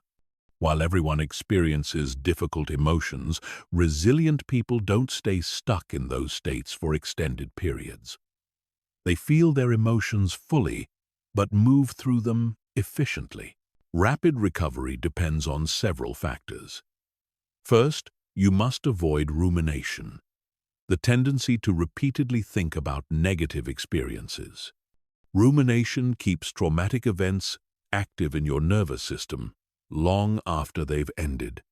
Instead of analyzing what went wrong over and over, process the experience once to extract useful lessons. Then redirect your attention to current opportunities and challenges.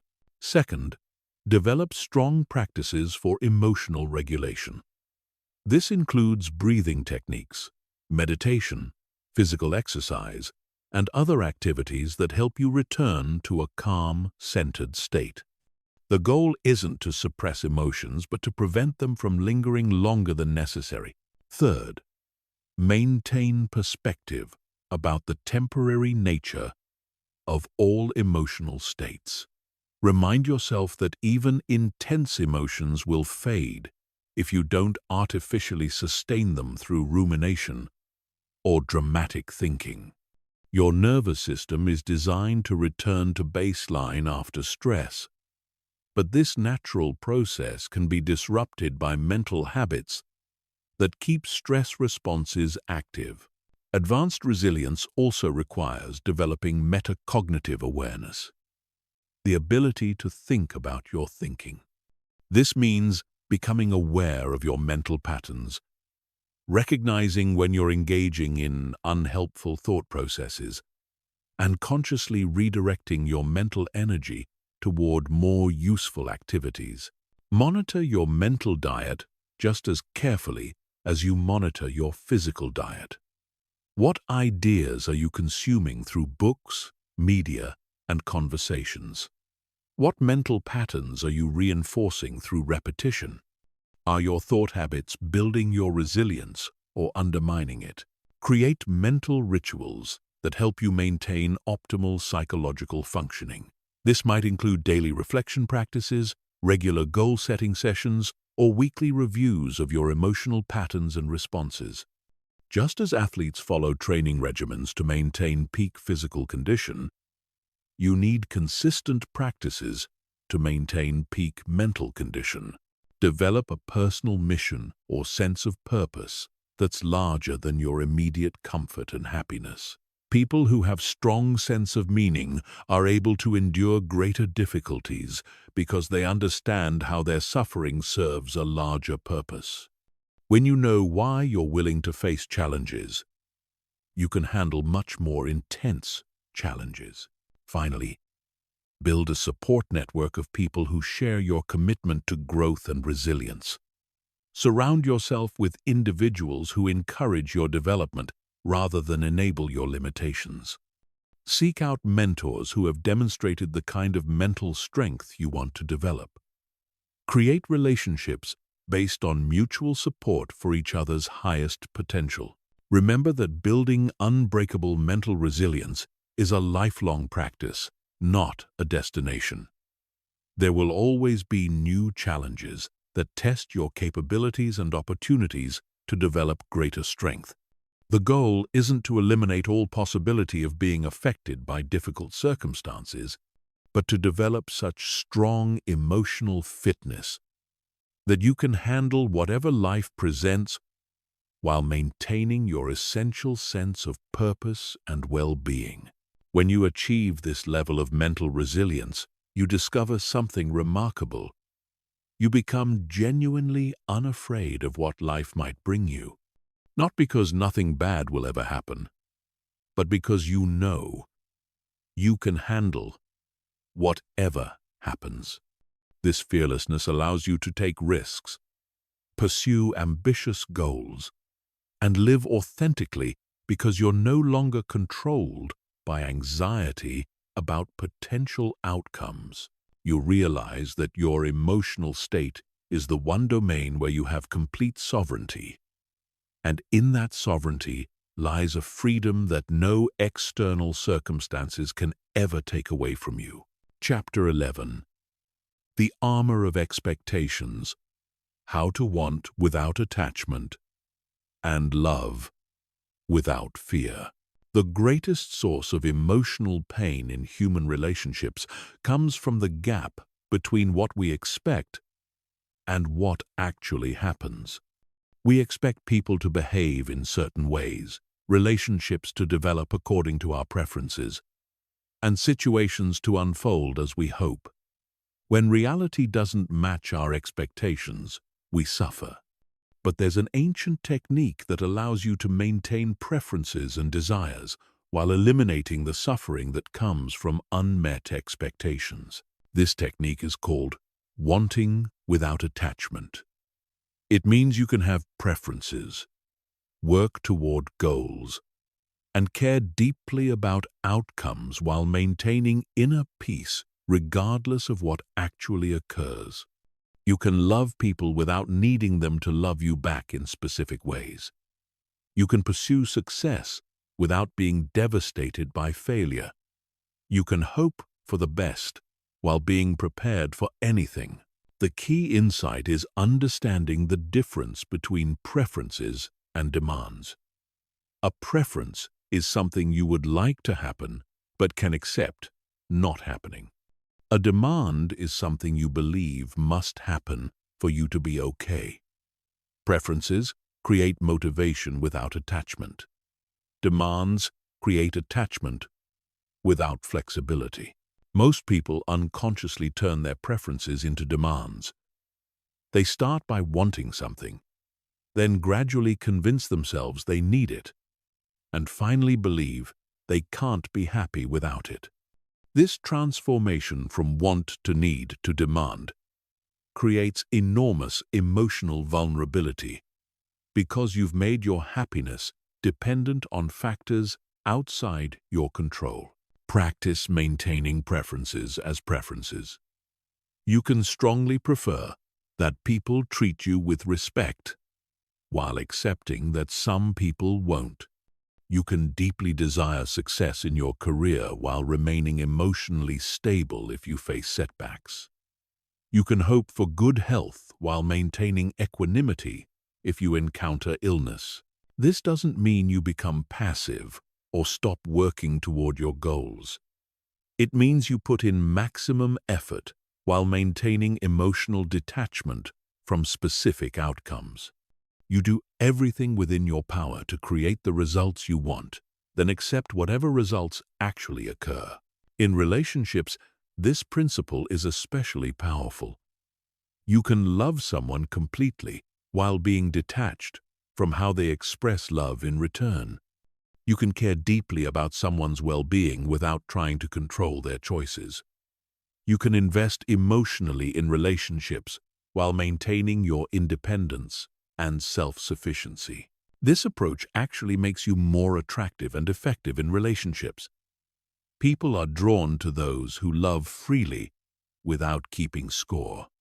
When you're not desperately attached to specific responses from others, you can be more authentic, generous, and present. You can give love as a gift rather than as an investment that requires specific returns.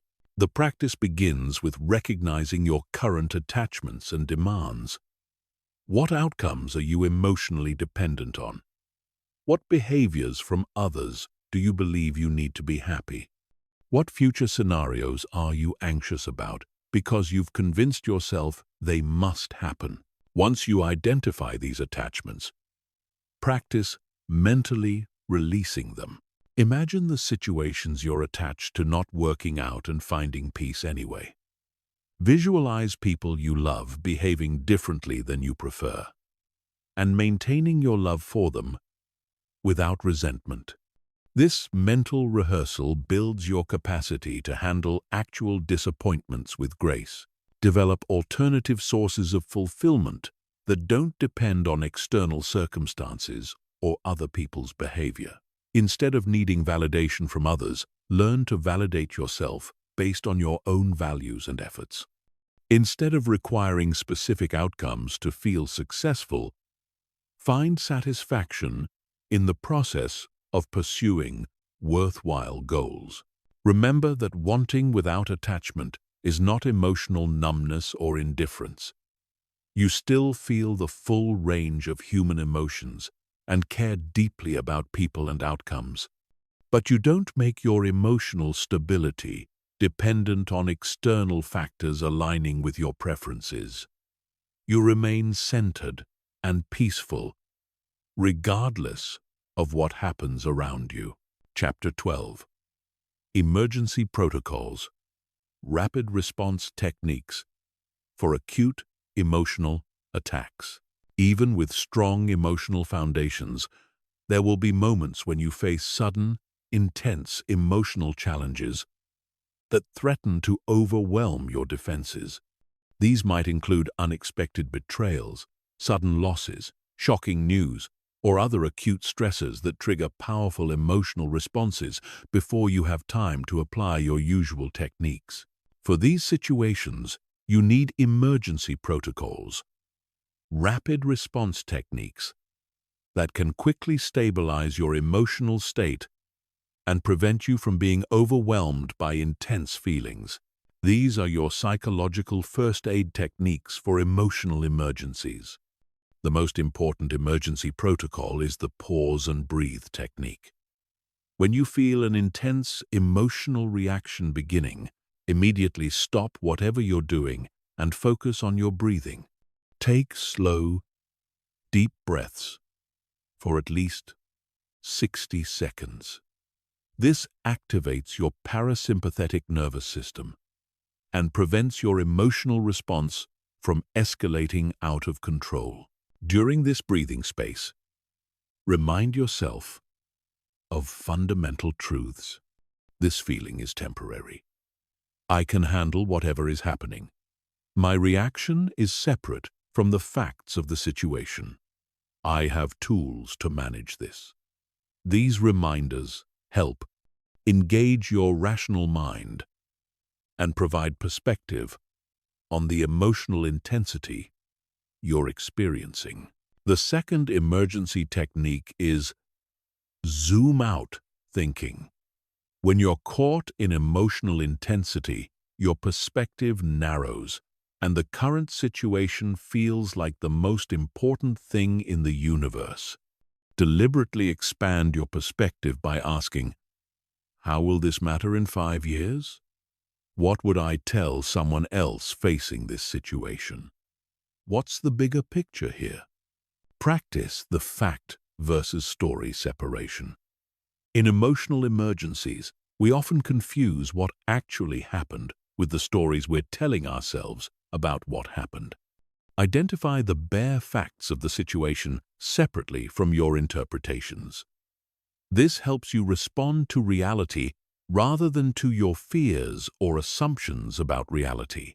Use physical movement to process emotional energy. Intense emotions create physical tension and energy that needs to be discharged. Take a walk, do jumping jacks, or engage in any physical activity that helps you metabolize the emotional intensity constructively rather than letting it build up in your system. Develop a personal mantra or phrase that you can repeat during emotional emergencies. This might be something like, "This too shall pass. I am stronger than this feeling," or "I choose peace over reactivity." Having a prepared phrase helps ground you when your thinking becomes unclear due to emotional intensity. Practice the 90-second rule. Neuroscientist Jill Bolt-Taylor discovered that intense emotions naturally cycle through your system in about 90 seconds if you don't re-trigger them with additional thoughts. When you feel overwhelmed, remind yourself that if you can avoid feeding the emotional reaction with dramatic thinking, it will naturally begin to subside within a minute and a half.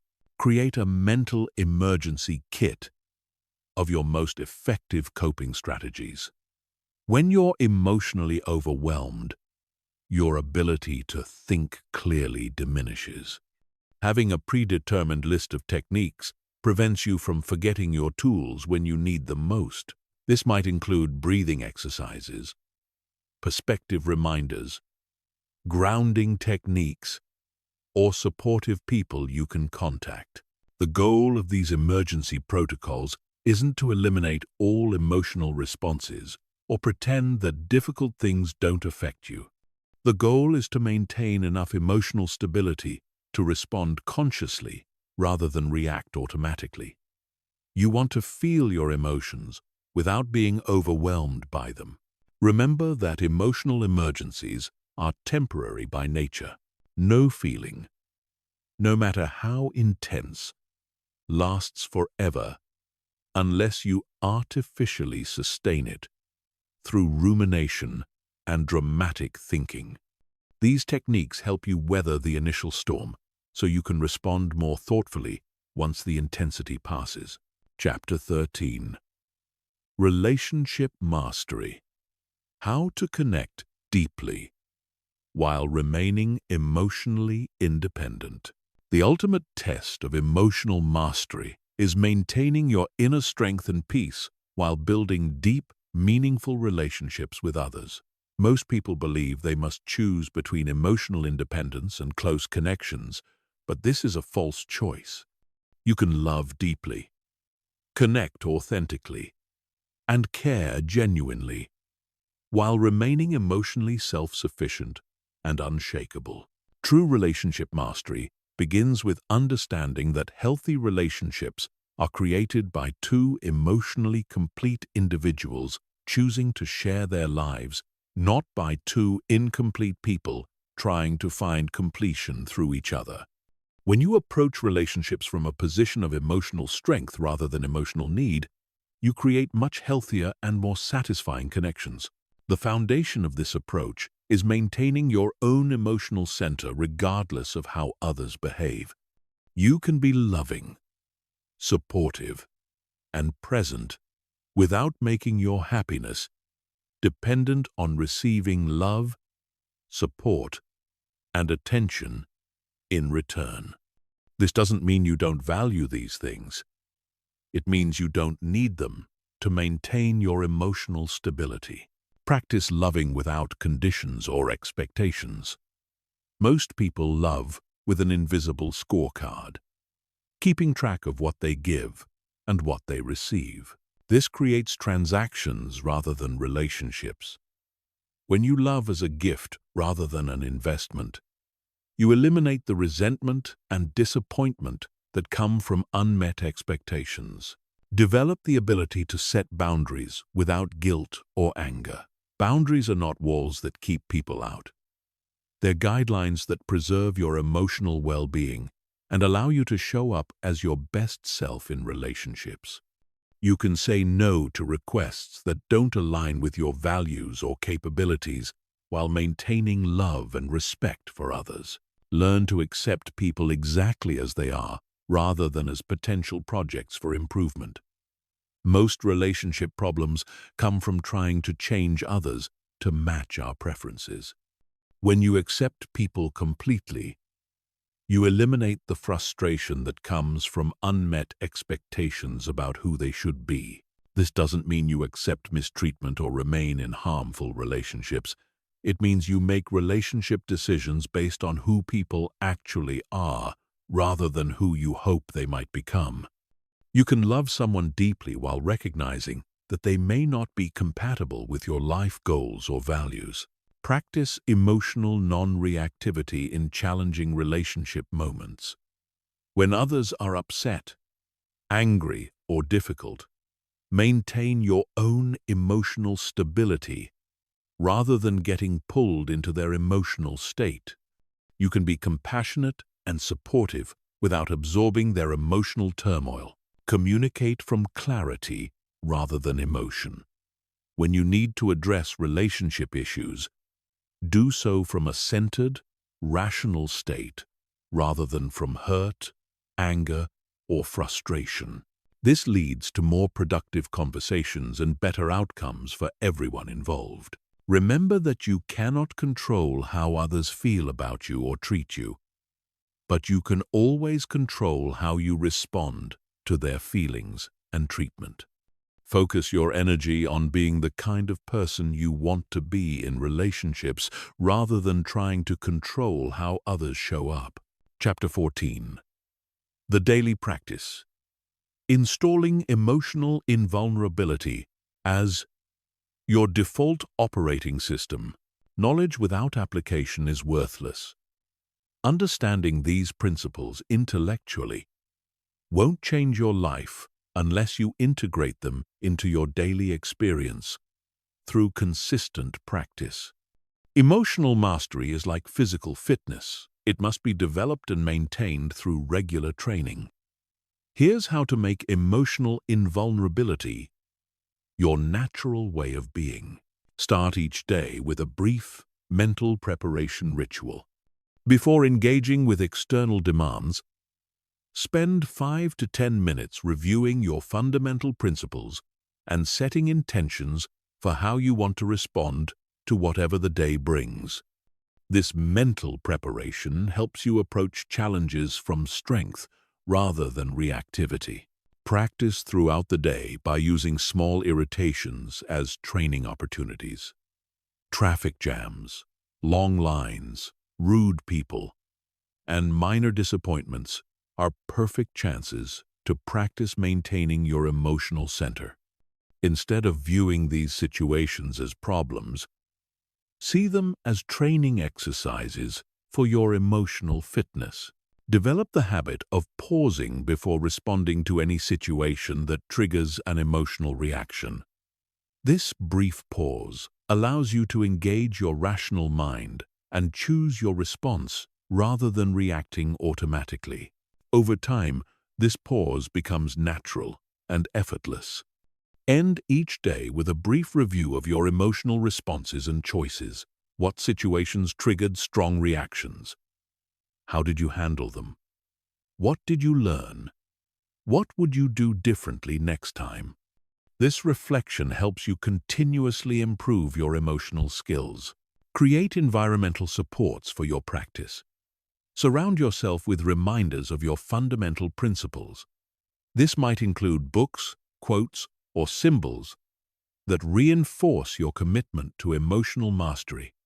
Design your environment to support your growth rather than enable old patterns. Build relationships with people who share your commitment to emotional maturity. Surround yourself with individuals who encourage your development rather than enable your limitations. Seek mentors who demonstrate the kind of emotional strength you want to develop. Be patient with yourself during the learning process. Emotional mastery is developed over months and years, not days and weeks. There will be setbacks and moments when you fall back into old patterns. These are normal parts of the learning process, not evidence that the principles don't work. Focus on progress rather than perfection. The goal isn't to eliminate all emotional reactivity immediately. The goal is to gradually increase your capacity to choose your responses rather than being controlled by automatic reactions. Celebrate small improvements and maintain perspective on your overall development. Remember that consistency is more important than intensity. Daily practice of these principles, even in small ways, creates more lasting change than occasional intense efforts. Make emotional mastery a lifestyle rather than a temporary project. Chapter 15. Beyond invulnerability. From protecting yourself to empowering others. As you master these principles and develop genuine emotional invulnerability, you'll discover something remarkable. Your goal shifts from protecting yourself from pain to helping others discover their own emotional freedom. When you're no longer vulnerable to being hurt by external circumstances, you naturally become a source of strength and stability for others. This transformation happens because emotional mastery creates abundance rather than scarcity. When you're emotionally self-sufficient, you have enormous reserves of peace, strength, and wisdom to share with others. You're no longer focused on protecting what little emotional stability you have. You're able to give freely from a place of genuine strength. People are naturally drawn to those who demonstrate real emotional mastery. They sense your groundedness and want to understand how you maintain such stability. Your example becomes more powerful than any advice you could give. You become living proof that emotional freedom is possible. Use your emotional strength to help others without trying to fix them or take responsibility for their emotional states. You can offer perspective, support, and encouragement while allowing others to learn their own lessons and develop their own strength. Your role is to be a steady presence, not to rescue people from their growth opportunities. Share these principles with others who are ready to hear them, but don't try to convince people who aren't interested in emotional mastery. Not everyone is ready for this level of personal responsibility. Focus your energy on those who are genuinely seeking to develop their own emotional strength. Remember that teaching these principles to others deepens your own understanding and commitment. When you help others develop emotional mastery, you reinforce your own practice and discover new applications of these ancient truths. The ultimate purpose of emotional invulnerability isn't to isolate yourself from the world or become indifferent to others' suffering. It's to become so emotionally strong and stable that you can engage more fully with life, love more freely, and contribute more meaningfully to others' well-being. When you've truly mastered the ancient trick to never get hurt again, you realize that the goal was never just to avoid pain. It was to become the kind of person who can handle anything life presents while maintaining your essential humanity, compassion, and commitment to growth. You discover that emotional invulnerability isn't armor that keeps you separate from life. It's the foundation that allows you to engage more deeply with life than ever before. You can take greater risks because you're not afraid of failure. You can love more deeply because you're not afraid of loss. You can pursue bigger dreams because you're not afraid of disappointment. This is the true promise of emotional mastery. Not a life without challenges or pain, but a life where challenges and pain can no longer diminish your essential strength, peace, and capacity for joy. You become like the ancient philosophers who inspired this journey, unshakable in the face of adversity, generous in the face of scarcity, and peaceful in the face of chaos.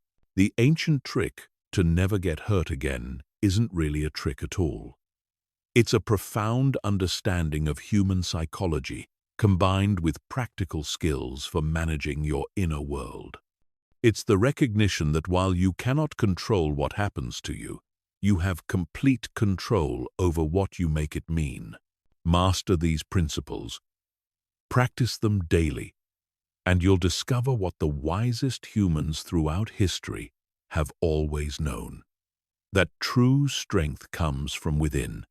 Real peace is independent of circumstances, and genuine freedom is always available to those who understand the power of their own minds.